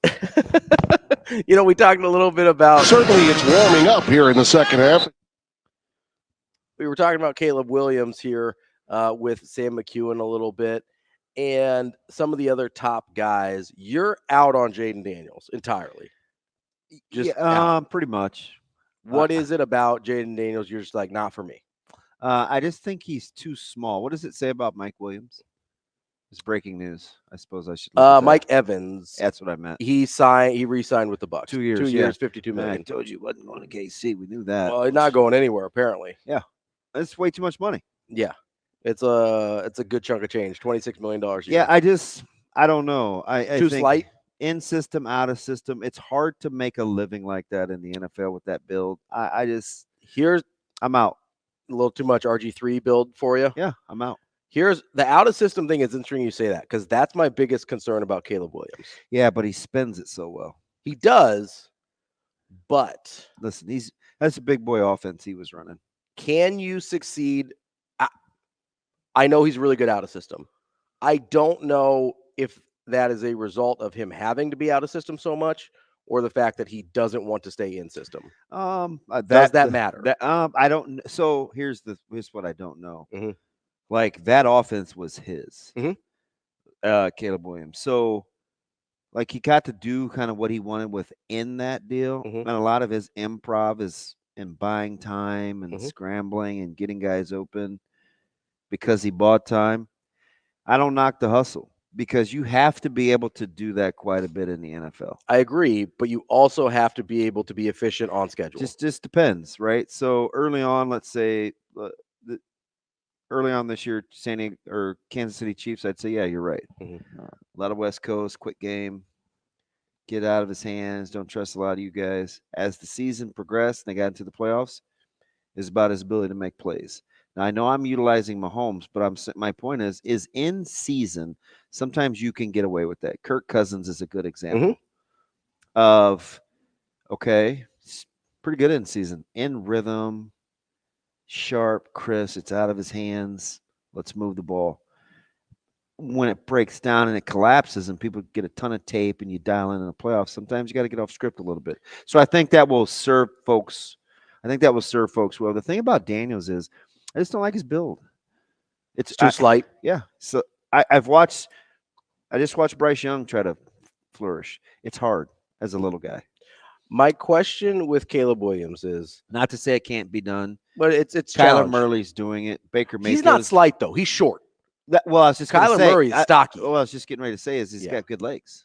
He is, and he's kind of tree trunk. Him and Baker Mayfield are both thick guys, right? That's the difference between a Bryce Young and a Kyler Murray, or even a Caleb Williams and a Jaden Daniels, right? Caleb Williams is a thick dude. And I was asking you off air, I said, was that you or AR-15 that I was having the JJ McCarthy conversation with preseason? Because he was showing up on a lot of boards. Mm-hmm.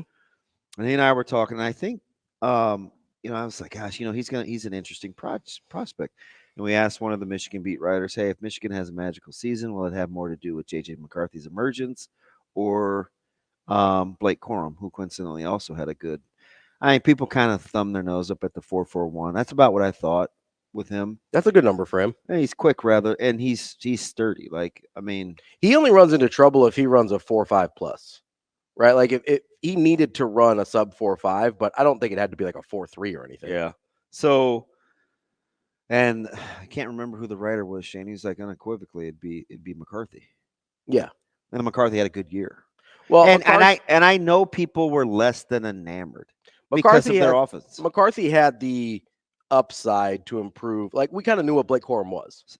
So what spun me or turned you? I was kind of vibing. It's when I saw him in Lincoln. Because all off season, I said this in the summer. I said if he, he's going to get a little bigger, stronger. I was telling this to Michigan Lance. Like he's kind of a slight guy, but he spun it so well. He doesn't look super big on TV. He is on TV. He is sneaky big in person. Yeah, I think he measured in at just about 6'3", 220. And I was like, gosh, he's a bigger guy. Like he has really hit the weight room. He's pretty close to prototype. And I knew he had the arm talent. Like that touchdown that got pinned against Gifford's helmet. No business throwing that ball. No, business throwing that ball. Was Gift late? Sure, but I mean that thing was about 101 on the jugs. Yeah, my only issue with JJ McCarthy is I still don't know how much I trust him pushing the ball down the field on the sidelines on those deep routes. Yeah. He's a better physical talent than, let's say, Purdy. Oh, yeah, for sure. So can he play with that kind of anticipation? Because if you think he can, then you're just making up a criticism. So it just matters what you think about that. Can he play with that anticipation? Well, there's a difference between I think he's not accurate down the field and I don't think he can anticipate. No, so what I'm saying is you don't have to worry about balls outside the numbers down the field if you think he can play with anticipation. Yeah, I think So I don't know what. Yeah, like don't know. I don't know what you think of. Yeah, I think anticipation is harder to teach than some of the other stuff. yeah, we kind of dumb it down, don't we? We say throw guys open. Yeah, Right. Like that's like that sounds pretty cool. There's some stuff that's more innate and the way you process the game. Yeah. Like there's a reason. So you know what's funny? Do you What? know who has what you're talking about? Who? Michael Penix? No, Caleb Williams. Fair. So that's the thing that could negate him being a little Wanting to get loosey-goosey off schedule so much. Yes. Because that's what I worry about is He keeps his guys safe. that's fair. The thing that I worry about with Caleb Williams in the NFL is I agree with you. The on-schedule stuff gets you through the regular season. The off-schedule stuff gets you through the postseason. My question is, if the defense doesn't have to game plan for the on-schedule stuff, how effective is the off-schedule stuff? Well, just so like in film study, like if you're game planning, you know concepts, right? This is really simple. They wouldn't make a living with this in the NFL. It's a little more tiered than that. But like, let's just say curl flat. Like that's just a concept you grew up teaching little league. So defenses kind of gear in, all right. They like these concepts. They like the sail route. They like the over. They like the little end breaker when he gets the vertical. And then it's up to the OC to just find ways to get there, right? Shift, motion, sneak a guy out, whatever.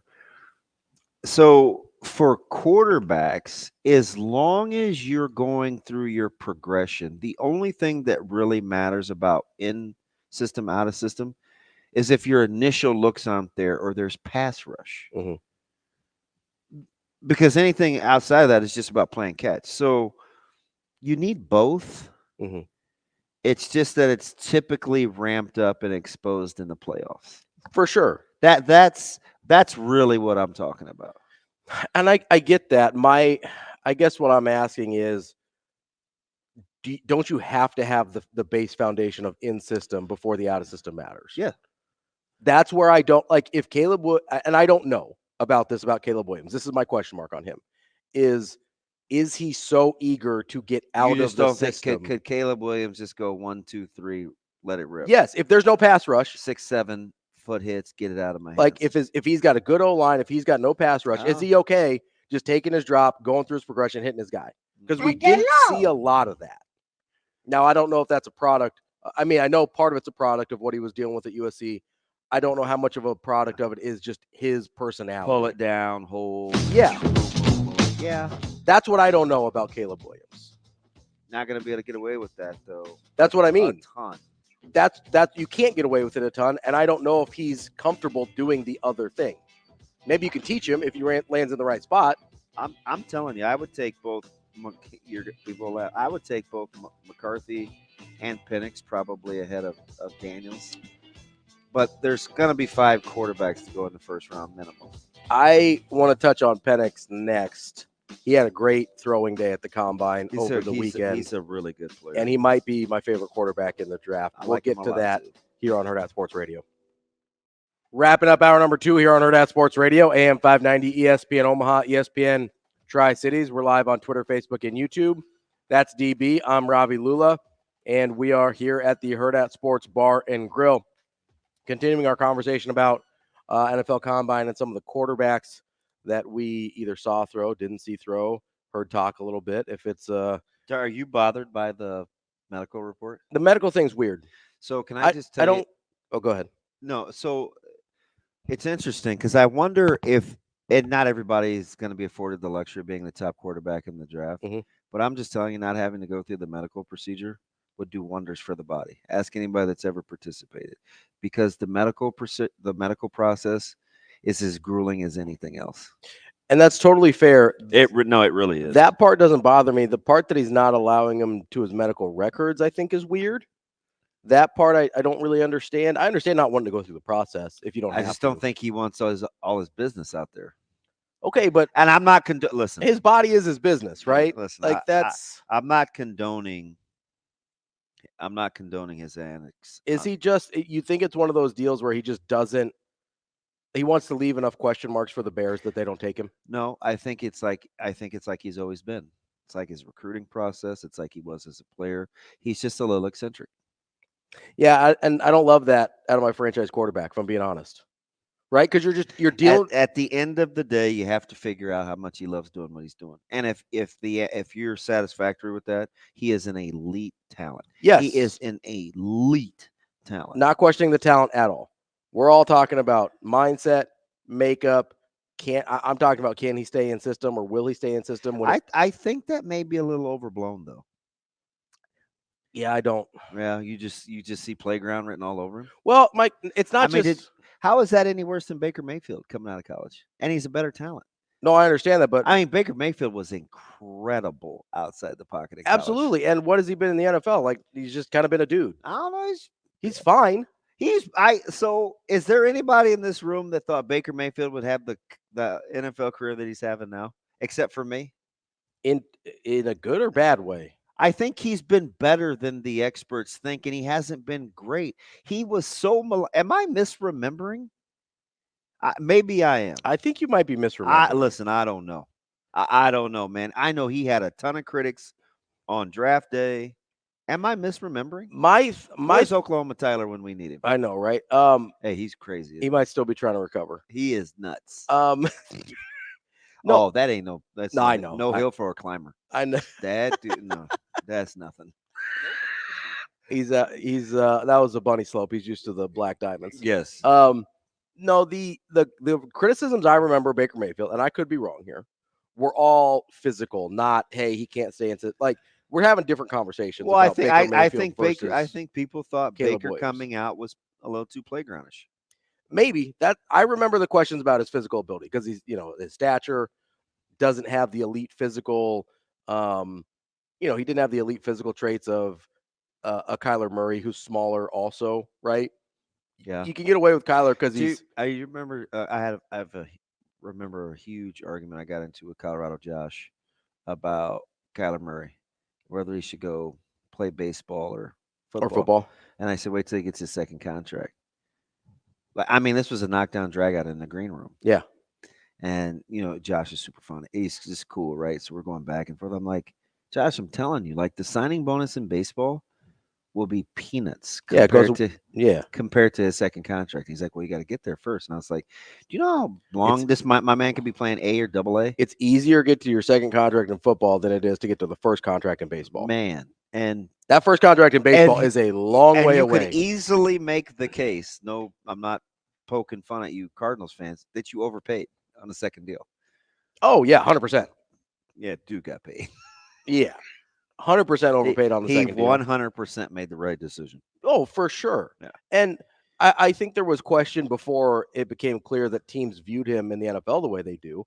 Because I think some people looked at it and be like, is he going to be kind of a second, third round pick because of his size and whatever? Yeah, Kyler Murray had comparable numbers to who's the slap that won comeback player of the year? Flacco. Oh, they basically had the same numbers. Yeah. Flacco had the one more. I think Murray was 3-4, and Flacco was 4-3. Yeah. And Flacco got comeback player of the year. I was like, the other guy threw more had a better touchdowns to interceptions ratio.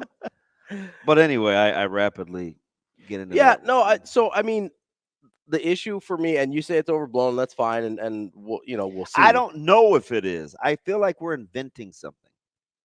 I don't know. When I watched USC, that's why I can't argue with you, because what you're describing, I saw it all the time, 1,000 times a game. Mm-hmm. And even though there was only 50 pass attempts, I'd say just throw it. Yeah, swear to goodness. And that's my concern. It's 9:40 at night. I'm like, just throw the ball. Throw the ball. Because that doesn't play in the NFL. Yeah, well, he may have better protection. I don't know. He might, but has he gotten so ingrained in playing like that he doesn't throw it even when it's right? Yeah, that's my concern. I don't know, buddy. I don't either. But that's my question mark on Caleb Williams because there's no questions physically, at least as far as we know. We didn't see his medical records, but that's okay. You're bad. Speaking of medical records, though, that's the only concern on Penix, right? Yeah. Is the health. I think. Do you have any other question marks on Penix? I don't. Although I'm not going to sit here and tell you that after watching the Michigan game, over and over, which I was live tweeting. I thought Michigan, from a coverage standpoint, gave Penix a lot of problems. Okay. I just do. Like, I loved Michigan. I loved what Michigan was doing pre-snap. Now, listen, that's a really, really good Michigan defense. And they've got 2 corners that will be getting drafted. I mean, that secondary was way good. Yeah. I mean, Michigan's cornerbacks as a tandem, actually as a trio, because they didn't get the stud back till halfway through the season. But, like, they were good. Dunze wasn't winning, though. He wasn't. The same guy that we just saw dominate combines on air and be the best 50-50 receiver in the draft, 50-ball receiver in the draft, was not winning. He didn't win any of those balls. And I said real time, though, I was tweeting on that. I was like, Odunze's not having a great night. Those are all the balls that all the 50-50 balls that he won in the semifinal. Yeah. He lost against Michigan. So I just, like, I'm taking that into account about coverages and stuff, but he's got great size. He's a good athlete. I think he's accurate. I think Grubb's offense is tough. Yeah. Grubb was trying to get hired by the pros. I mean, he is getting hired by the pros. He got hired by the pros. Yeah. So, like, his offense is big boy offense. So I don't worry about that. And I think that's advantageous. Oh, 100%. 100% it's advantageous. But I was a big pit. So, but the reasons that I like Penix aren't like, he'd struggled before. He'd played through injury. He corrected turnovers. His second year for Indiana, and I was telling the light skinned guy, breakout player. He ended up getting benched by the end of the season. I was like, yeah, I missed on that one. I have diving for pylons against Penn State in my head. No, but like he struggled. He did, and then he left, and he's overcome. So I'm all in on Penix. You talk about out of system. I mean, Daniels is a guy you got to look at if you're talking about made up. I'm not a Daniels guy though, so I don't. I don't have to talk myself out of Daniels because I'm already there. Yeah. I didn't think he should have won the Heisman. I get the numbers were incredible, but like it all seemed fake and like it didn't matter to me. None of that stuff impressed me. Yeah. A lot of it seemed so, you don't have to talk me out of Jaden Daniels. I struggle to look at this draft and see a quarterback that I like more than Michael Penix. I get that Caleb Williams' talent is better. So I would probably take like gun to head, even though I worry about Caleb Williams' commitment. I'm taking Williams.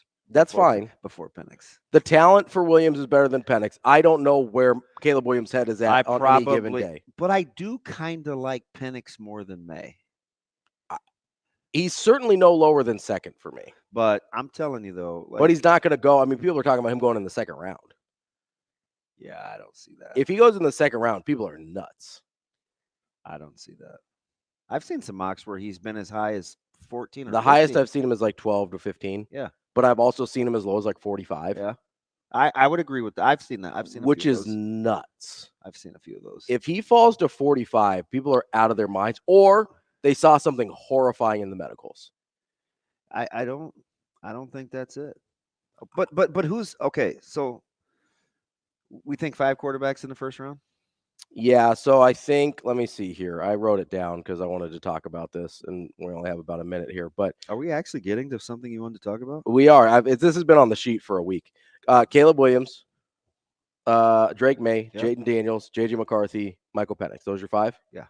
Yeah, so I think 5. That's the group I feel pretty good about. Okay, real quick, rapid fire. Bills in the hunt? Bills? Yeah. For a quarterback? Yeah. The Buffalo Bills. Yes, just say no. No. Okay. Miami Dolphins? No. New York Jets? Yes, should be. New England Patriots? Yes. Ravens? No. Browns? Yes. Deshaun Watson's bad. That money's guaranteed. He's bad. I'm going to say no. Okay. Steelers? Yes. I'm going to say no. Bengals? No. They're going to get something in the free agent. Yeah. Texans? No. Jacksonville? No. Colts? No. Titans. Yes. Chiefs. No. Raiders. Yes. Broncos. Yes. Chargers. No. So just in the AFC alone, that's 5 teams. Yep. Right? Yep. And you're going to get to probably a handful more in the NFC. We didn't get to the Bears. They're definitely one. Yeah. Falcons. Yeah, although they might get Justin Fields. Some of these other guys that are already in the league will fill the spots. We'll see, though. Maybe.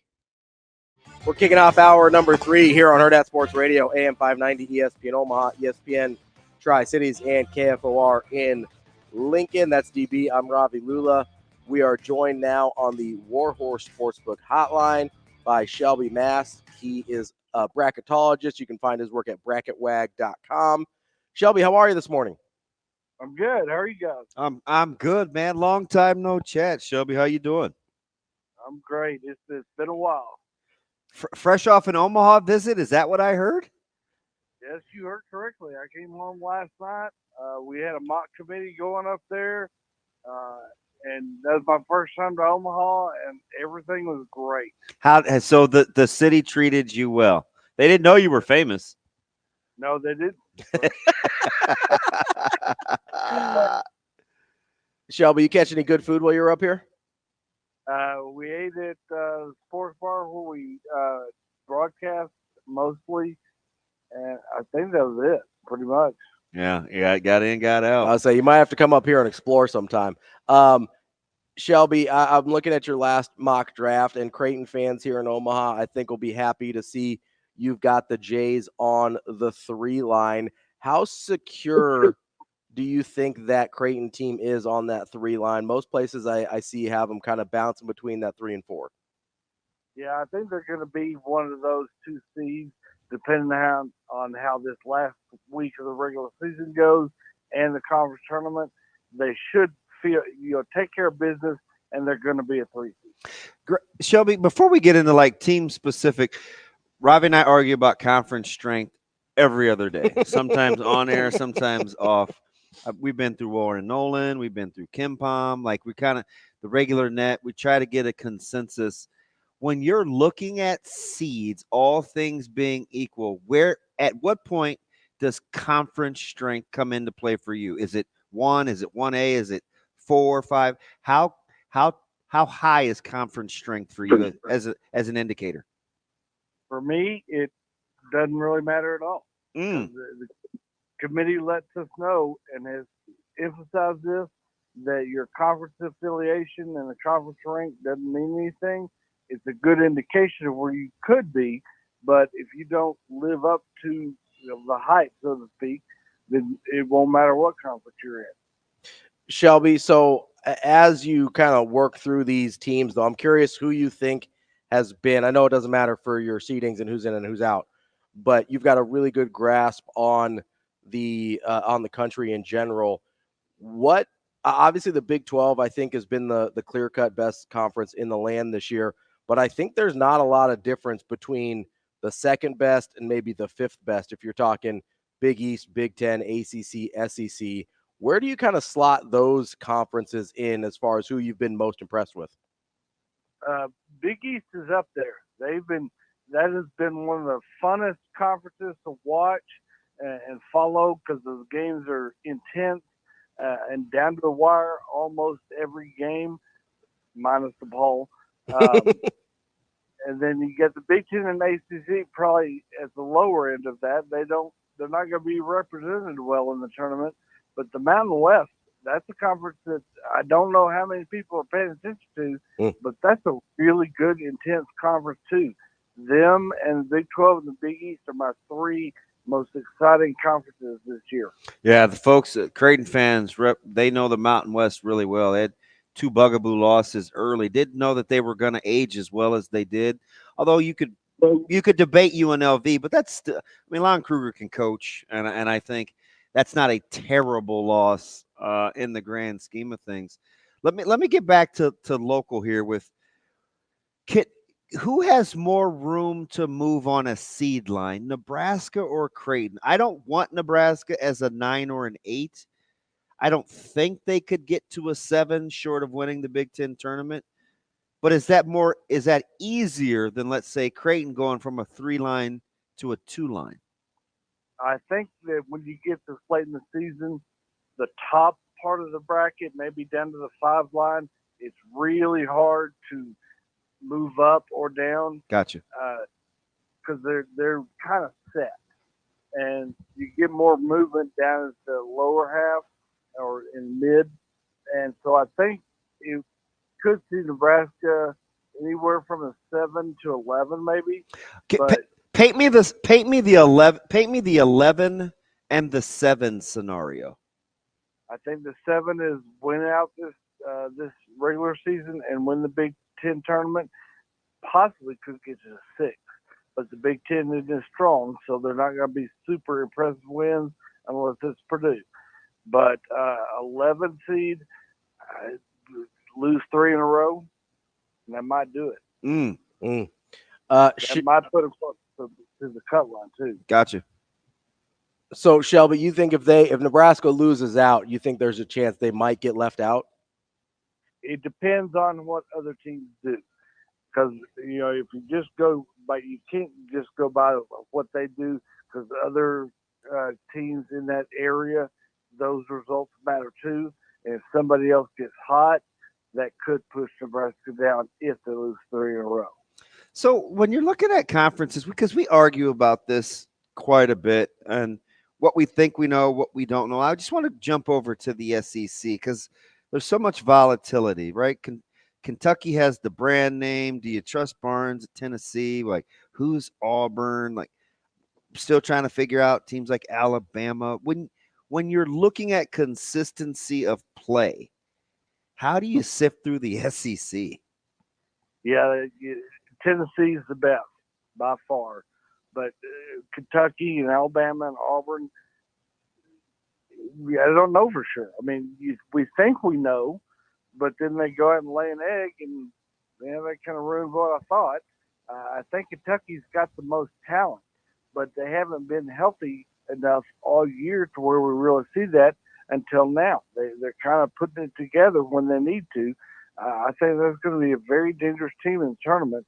Alabama, you watch them play, and man, they're fun and they're good, fast-paced, but they lose from getting too many games, and they haven't beaten the stiffer competition on a regular basis. So it's just a crapshoot kind of. Of the twos on your seed line, you've got Iowa State, Marquette, UNC, Arizona. 2 of those teams come up quite a bit, even though the third is my favorite team in Carolina. I just try not to talk about them. But Marquette and Iowa State come up quite a bit. Last week it was just, do we really think Iowa State could win a national championship? If you're going to seed a team, Shelby, does that have to factor in, or should that factor in terms of our discussion? Could you envision them winning a national title? It's not supposed to factor in, but I gotta believe that it gets in the committee's head at some point. North Carolina is very good. They're a contender for the title, but when they're seeding teams, they're not supposed to say, well, we think they can get X, whatever round. They base everything on how they did this year. So that's why you could see a team like Marquette seated ahead of a team like North Carolina, even though it's harder for me to envision Marquette winning a national title than it is North Carolina. Right. And, and that's not supposed to matter. It just your results this year. Have you beaten enough good teams, not taking bad losses? And that is what is supposed to matter. So what do you like about a team like Iowa State? If we're going to seed them independent of the Big 10 independent of the Big 12 conference, right? Because that's how we started. It's independent of your conference, but their metrics are strong. What do we like about Iowa State? Well, they beat Houston and they beat Kansas, and they've got enough good quality wins. The big drawback for them is their non-conference. They played a lot of very weak teams, and I think that when the committee had the reveal a couple of weeks ago, Iowa State was further down than a lot of people thought, I me included, and I think it had to do with that strength of schedule. When you're playing 320 or whatever it is, the 320 toughest schedule, you don't get any bonus points for that. Shelby, I want to talk about Illinois for a minute because that's a team that DB and I argue about a lot as well. You probably get the sense that we argue quite a bit here, but the friendly fire. Friendly fire. I look at Illinois and I see a team that I think can beat just about anybody in the country. I also can't shake the Penn State game from my memory. What do you do with a team like Illinois? I agree with you, Illinois. They're good. They're better than I expected this year. I think the Penn State game. Penn State's a tricky team. I mean, they've got the talent to really be good. They haven't put it together yet. So I don't. They don't get dinged too bad for that. But well coached. They had some issues during the year where a player got kicked off the team and then brought back. So if they're playing well together, I think they can beat almost anyone. I don't consider them a title contender, though. We're talking with Shelby Mast. You can find his work at bracketwag.com. I wanted to ask you about Gonzaga as well. That's a super strange one to me. They are playing better as of late, but they took some losses, especially early in their conference season, that maybe didn't look great. What do you do with a team like Gonzaga that has the reputation, has a really strong non-conference strength of schedule, but plays in a weaker league that they may not win? Well, that game Saturday night probably clinched their trip. If they lost to St. Mary's Saturday, then I think they might have had to win the WCC. Yeah. But that win coupled with Kentucky a couple weeks ago on the road, that has boosted them immensely. I didn't have them in for a little while, and those two games, they're now 7th seed. They've solidified themselves, and I firmly believe they'd have been right near the cut line. Are you going to keep Gonzaga out? I don't think so. All right, so let's kind of word association. I give you Dayton. What do you think? Playing game.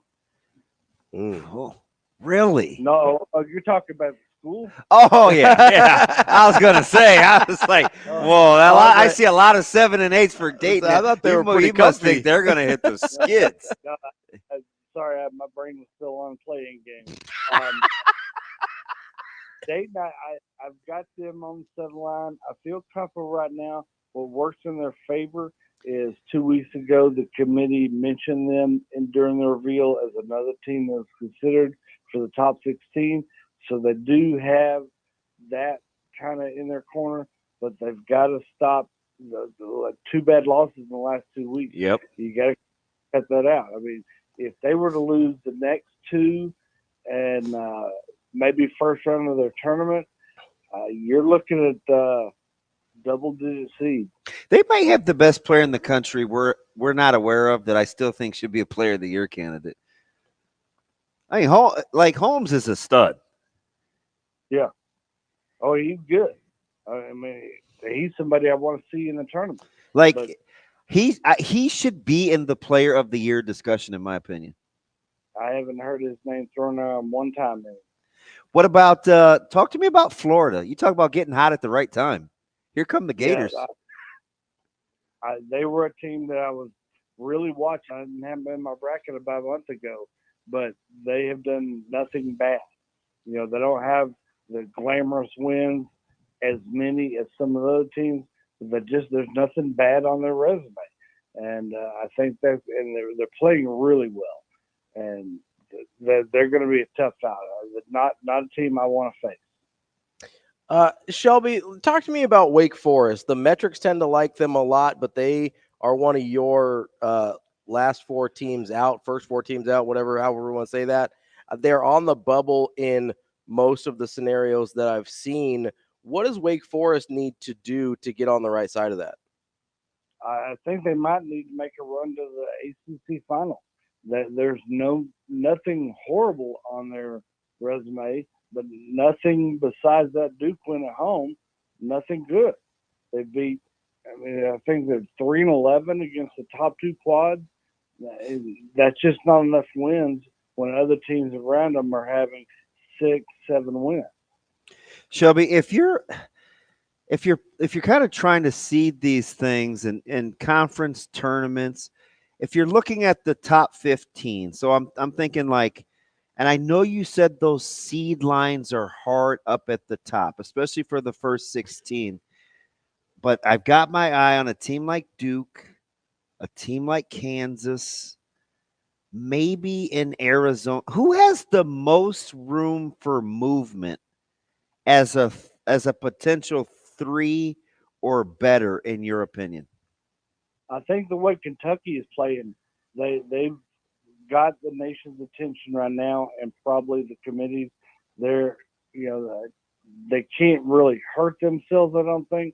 But if they were to make a deep run in the SEC tournament, look for them and play in the 3 line, possibly 2. But I think that might be a bit of a stretch. Shelby, what do you do with a team like Kansas, who's got some really good wins, taking a couple losses in a row here at the end of the season, but they'll get another opportunity at number 1 Houston at this weekend as well. What do you do with Kansas, where you've got maybe 4 guys that you like and the rest of the team's not so sure? Well, you look at the resume, and they've got 3 wins against teams that are going to be probable 1 seeds. Nobody else in the country can touch that. And so how much of their good outweighs their bad? And their bad, I think, is not horrible compared to other teams' bad. And they've had a bit of an injury issue. McCullough's back, and he seems to be okay. But, unfortunately for them, there's not enough time left to prove that they are back 100%. Hey, how much trouble? Somehow I wove them into the first segment, which I probably shouldn't have. Maybe just being an ACC honk. But how much trouble is Virginia in? They're in real trouble too. See, I'm not surprised. Like I just don't trust them. Like their floor is so low. Yeah, and I'm sorry, Virginia fans. That team bores me to tears. And they haven't won a good close game against good competition. The games that they've lost, I think they've got 9 losses, and I think 7 of them are by 15 points or more. They're not being competitive against in games that they're losing. It's almost like they quit mid-game, and that's not a good look. And I won't be surprised if they don't make it. Shelby, how much stylistically do you think that does hurt Virginia? Not necessarily, people don't like watching them, but they aren't really set up for really coming back the way their offense is, and it does lead to some of these blowout losses. Like, how much does that kind of factor into your brain when you're looking at whether or not they make the field or not? Yeah, if they had won a few more games, I don't think it'd be an issue. But they're getting close to reaching a point where they better do something really impressive, and they just haven't yet. And so we're sitting around waiting for them to do something. It may be too little, too late. One of the teams, I'll get you out on this, at least the last one for me, Shelby. One of the teams, so 2 weeks ago, this came up. It was the worst team that I thought could win a national championship. And I think Ravi maybe made the case for Kansas, and I could see that. I was like Duke, right? Good team. I don't watch them, and I'm like, wow, I don't love the metrics, but their freshmen are starting to play better. You asked me 2 weeks later, like today, and I actually like Duke a lot more. How do you look at Duke? Well, I will say Duke is my team. They're playing like now. I'm kind of concerned. Proctor's playing better. Like now they worry me a little. About 2 weeks ago, I was telling people I love Duke. I've been a Duke fan since the early '80s, but it's the softest Duke team I've seen. I hate to say that, but I firmly believe that. But they seem to have toughened up a little bit, and I don't think I'm going to pick them to go far, but given the right bracket, they could. That's Shelby Mast of BracketWag.com. Shelby, thank you so much for your time. We'll catch up again soon. Thank you, guys. Appreciate it, Shelby.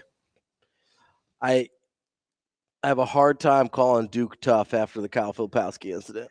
I know, but listen. No, they're playing a lot better though. They are, and it's hard for I'm me. just being a hater. This is how you know I can be objective because I can say good things about Duke, but I'm telling you, remember the conversation? I was like, I'd probably say Duke. Like they don't look like a team, and at that time I think they had 20 wins. I'm like, they don't look like a team that can win a national title.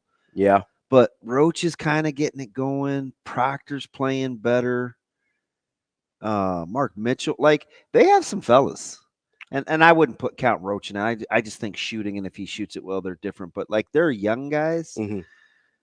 Duke is coming, but it's funny. He said McCain's starting to play a little better. Yeah, he's got some upside. Yeah. So two things that he said are interest me, not just because I want to be validated, but because I want to be validated. He's with me on Virginia, although last 4 out. Yeah, he's got him on the outside looking in, I think. That surprised me. I think. Let me double check here, but go ahead. But the other thing is he said something that you thumbed your nose up at me for. What? Penn State. I'm not. No. Okay. He's got Virginia last 4 in. He's got Wake Forest next 4 out. He would you like Penn State as a team to play it. Okay. You watch. It's a weird team. It's a weird. Listen, team. I'm not saying you're gonna go there and be half sleep, and you're gonna leave. You're gonna take an L. I'm not saying that somebody's not gonna lose to him that shouldn't.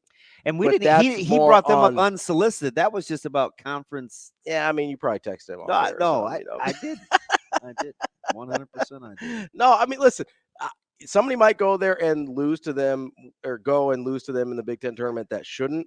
To me, that's more on the team that loses than it is on Penn State. He did mention a team I also like, but I feel like now it's a curse. What? Who have I been on?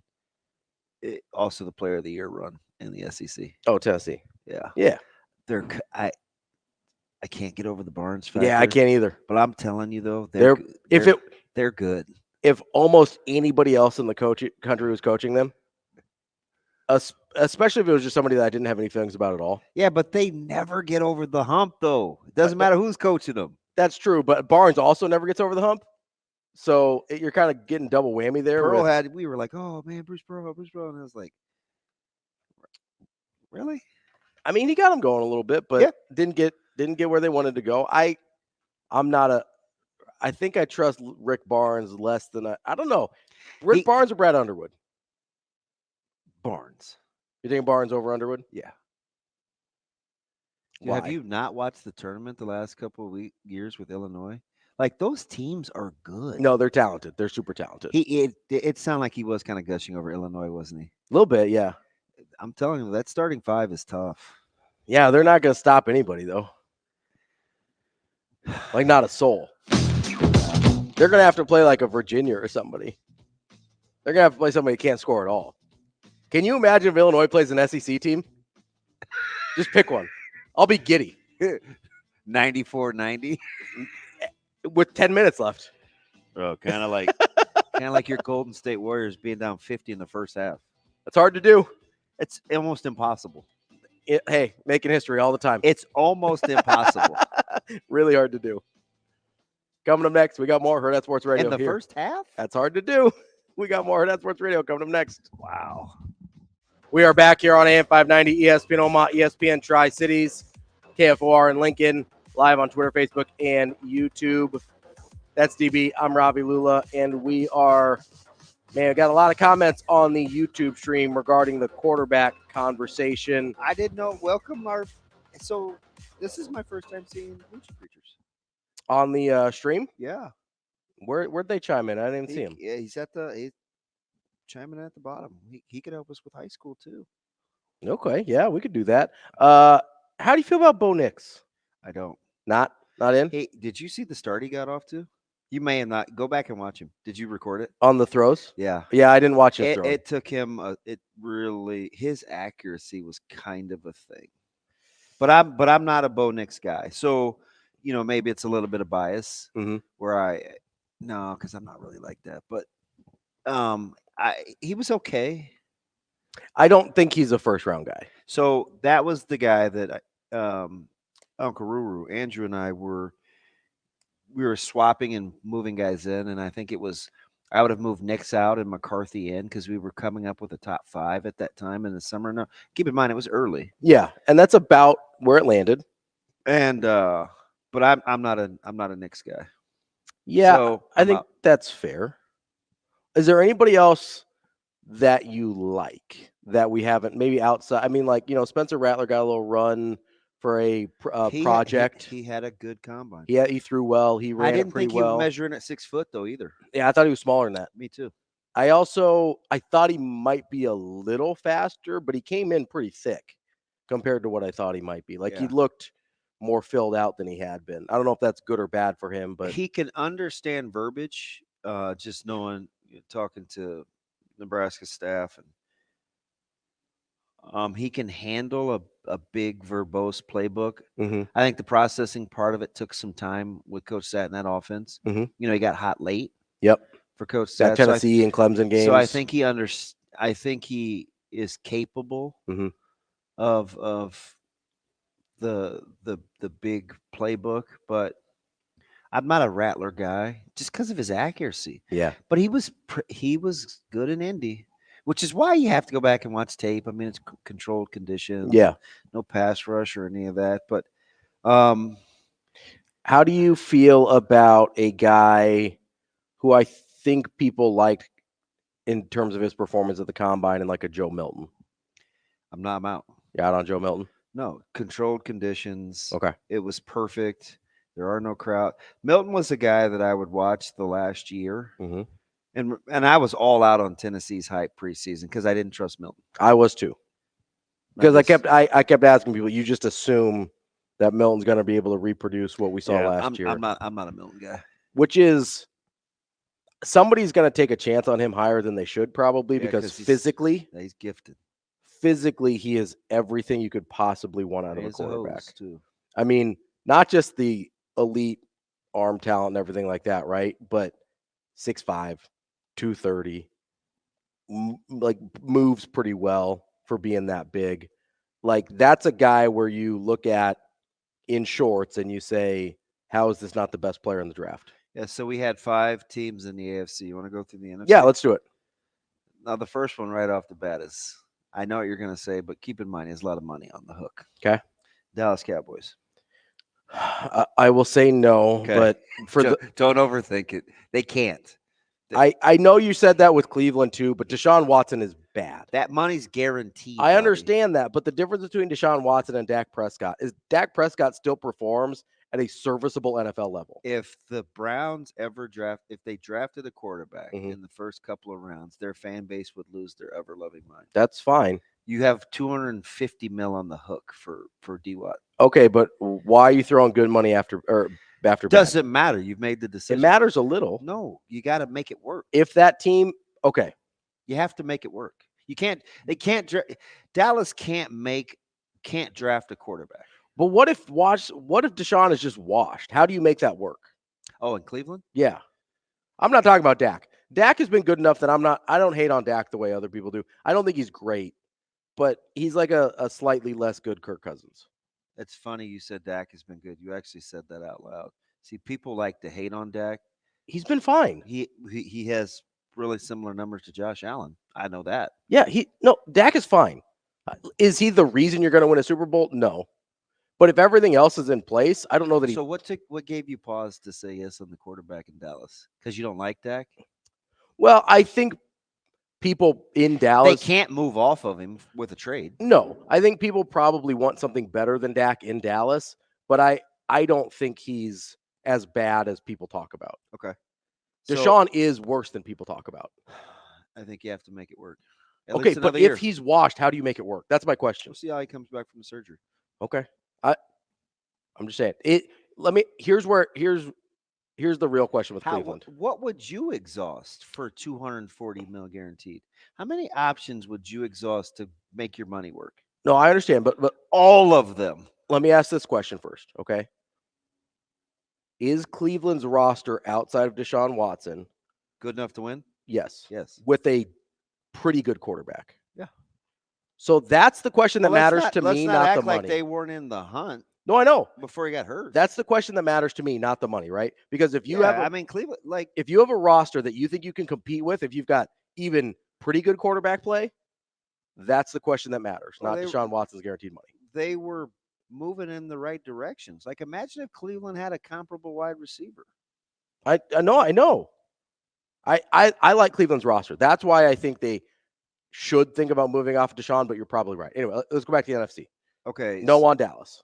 The Giants. It has to be a yes for me. Okay. So that's one. Yep. Okay, did we skip Philly?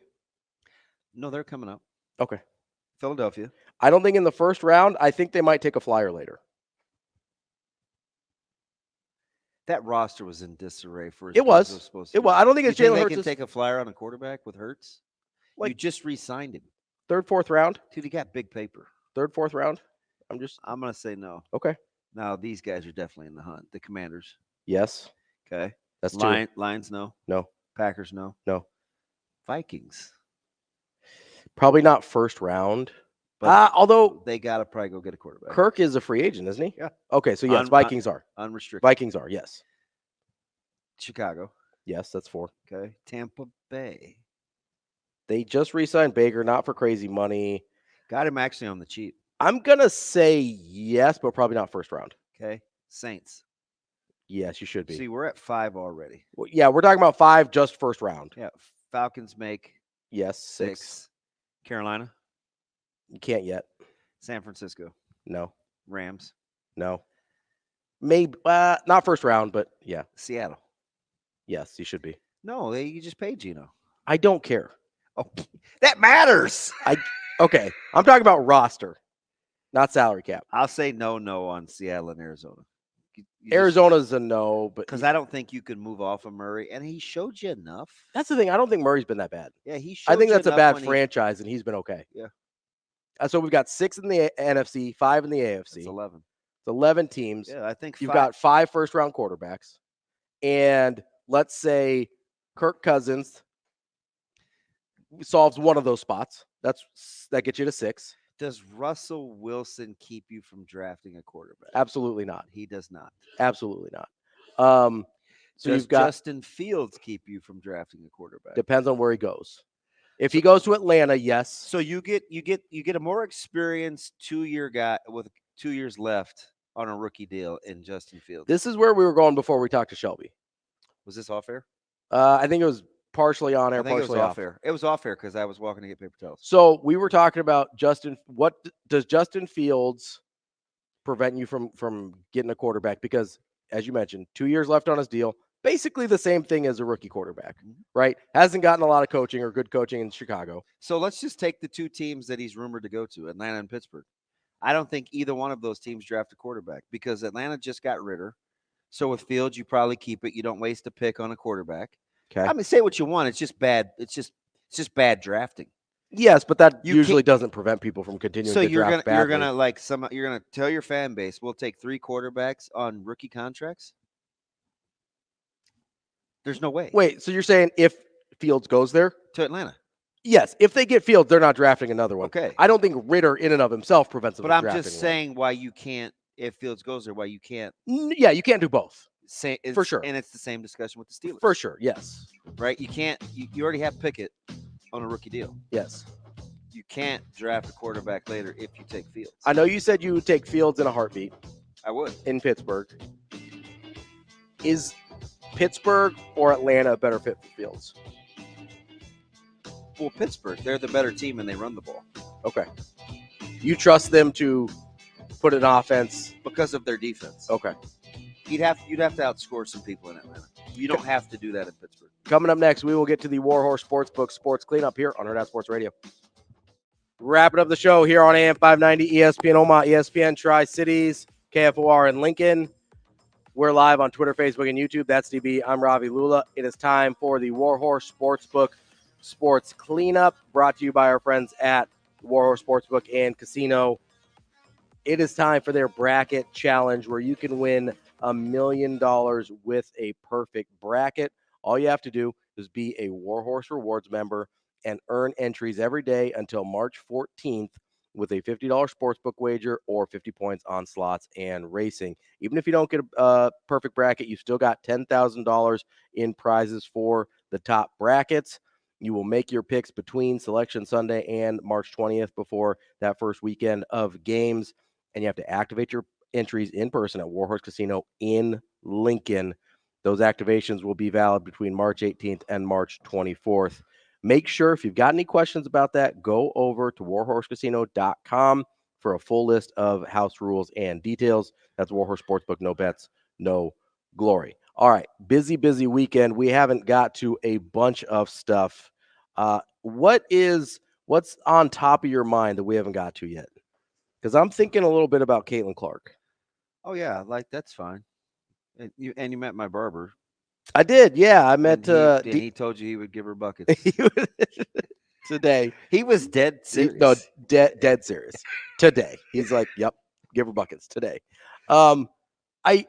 Which I thought was no, I don't think so. Me neither. He seems like a good dude. I'm sure he can fill it up. He's amazing. I don't think he's given Caitlin Clark buckets in today's. And listen, so it's two things. Number one, I'm not going to pick at it because I'm going to let her enjoy the scoring title and all the accolades because I think she's pretty incredible. Yeah. I didn't need the Pete Maravich and because yes, it's just a different era and fewer years and it's a different game. I felt like that was force fed to me. Yes, but I can eat the meat and spit out the bones. Yeah, right? I can appreciate what Caitlin Clark is doing. Yeah, I can eat the meat. I'm hesitant to go here because I don't want it to sound like I'm saying something I'm not. But hopefully I can communicate well enough that since it just is what it is, and you can't polish a turd. Yeah, since we do this for a living, and I can't control what people think about me. I think we're doing the women's game a disservice by continually comparing it to the men's game. I don't think that helps anybody. I know what they're trying to do, and there's basketball is basketball. And listen, I get it. Caitlin Clark would give me buckets. She'd give your barber buckets. Like, I don't care, the guys that are out there talking crazy that shout out DK getting hooped up by Caitlin Clark. I like him, so I'm I hope he doesn't get mad at me. I still want him to trim up my beard a little bit, but I don't know what people think the benefit of this, because we don't do this with anything else. We don't cross over leagues or sports or anything else. We don't take the records from the Japanese baseball league and try and apply them to Major League Baseball. Yeah. Okay? Fair point. Like there's because this isn't even a gender thing to me. It's they compete for one thing. The men's game competes for another thing. They never cross over. I don't understand why we're doing this or what benefit we think it has. I think it seems to me like people are doing it to try and legitimize the women's game, and that's why I think it's a disservice. The women's game is legitimate in its own right. Caitlin Clark doesn't need to be compared to Pete Maravich to be great. And it was all over, right? It was a huge thing. It's the headline on ESPN. It's on the bottom line. It's Caitlin Clark passes Pete Maravich. Like, they play different sports. Listen, I think a couple things can be true at once, right? I'm just being honest. Like, I didn't like you could even talk about it in comparisons to Woodard or other greats, which makes more sense. But and it's not just because, which is weird. Because the comp that I gave in the barbershop, when I asked you, I came back to the air, right? To the show, and I was like, I kind of feel weird. Like, am I doing a disservice? I asked the question, am I doing a disservice to the women's game when I left that argument? Because it dominated the hour I was in there, right? And they asked me for a comp before I left because I said she doesn't have one in the women's game. Which I think is true. And I used Maravich. No idea that this was coming. Like, I didn't even think it was going to be a thing. Yeah. And I used Maravich for the way she handles it, the way she passes, the way that she can control the game. The way she shoots it. Yep. Yeah. Like, the skill level. So it's like the irony of this being a thing now. A thing is kind of what I'm trying to reconcile. But two things can be true at the same time, right? She cannot have a comp in the women's game Because she doesn't. She doesn't. And we talked about this on air where I said the reason she doesn't have a comp in the women's game is because the women's game has existed for less time than the men's game. Yeah. She is further along the evolution of women's basketball. And remember, it happened fast. Yes, it has. It's happened really fast. Like if you she took the Big Ten women's tournament is sold out. Yeah. Do you know how many times that's happened? I'm going to guess 0. 0. Yeah, it's all because of her. All of it. Sold out. And so I think it's fair to compare her game. Although they do have two top 5 teams. Yes, it's a super good league. But I think it's fair to compare her game to Pete Maravich while not comparing the records between the two sports. And it probably seems like I'm splitting hairs here, but I don't think I am because we're talking about two different things. She's further along in her evolution as a basketball player than any women's player we've seen yet. Right? So the only place to go is to a place where the skills, because the game has existed longer, have evolved further. That's the only way you can go to comp, right? Yeah, I'm with you. But it doesn't do us any good to compare records because the women's records are legitimate in their own right, in their own sport, in their own game. They don't have to have the men's game to legitimize them. And that's what bothers me about this whole thing. No, I'm with you. And I think the only other thing like that was eating at me over the weekend. And I think I called you Thursday or Friday. The whole LeBron flare-up thing again over Bronny. Oh, I called you in the car. Was I did. going to the barber? I was going somewhere. I think you were coming home from the barber. And I was like, what? Did I miss something? Like, how is this a thing again? Yeah. Because I thought it had died down. And now everybody was talking about it. And I landed the plane on Monday when I said, gosh, he did it to himself. Like, why are we having these conversations? Then podcasts were hitting. And I don't think KG was being serious when he was joking about LeBron and Balco. And then that took off with Bronny. And I was like, I'm just so thankful that I leaned. And I did this early. Like, I leaned on people. Remember I told you, like, Danny Noonan and all these guys, I just picked their brain about kids, right? Coaching kids, raising kids, kids that play the same sports as you. And I hope people can look back at this and be like, man, this dude was like the anti-daddy ball dude. 100%. But the daddy ball thing is so real with Bronny. Across, like, there's people here. I'm like, you should know better. Like, you've been through this as a dad. Like, what are you doing? Where you just want to say, hey, I'm just telling you, this isn't going to end up well. So I think two things could be happening at the same time here, right? One, this is LeBron's fault. He brought this up. Is there any doubt about that? No, there's not. Because Bronny. So these guys, these talking heads should be getting credit for saying, like, ooh, they went against the establishment. They're anti-LeBron. It's blatantly obvious. I said it Monday. He did it to himself. Yes. Years ago. He made the years ago when Bronny was like a freshman in high school. So I'm like, what did I miss? Like, this is pretty straightforward. But we talked about this last week too. If you're Bronny and this is how you get in the league, you take the opportunity because it might be the only opportunity. I like the way you posed it better last week when you said, if I get a chance, do I care how? Yeah. Do we care how that opportunity came? And I said no, pretty emphatically. Yeah, because I think that's the correct answer. But there's a but there. I can see it. It is. Yeah. Because I think personally, I don't want anybody to do me any favors. Yeah. So I'm just reconciling that real time in my head. That's why I didn't love the way it was phrased. Even though I said the same thing. Yes. So part of that. Just being honest. No, I get it. It's how I received the information. 100%. Right? Delivery matters. Now, part of it is how probably your experiences were growing up, right?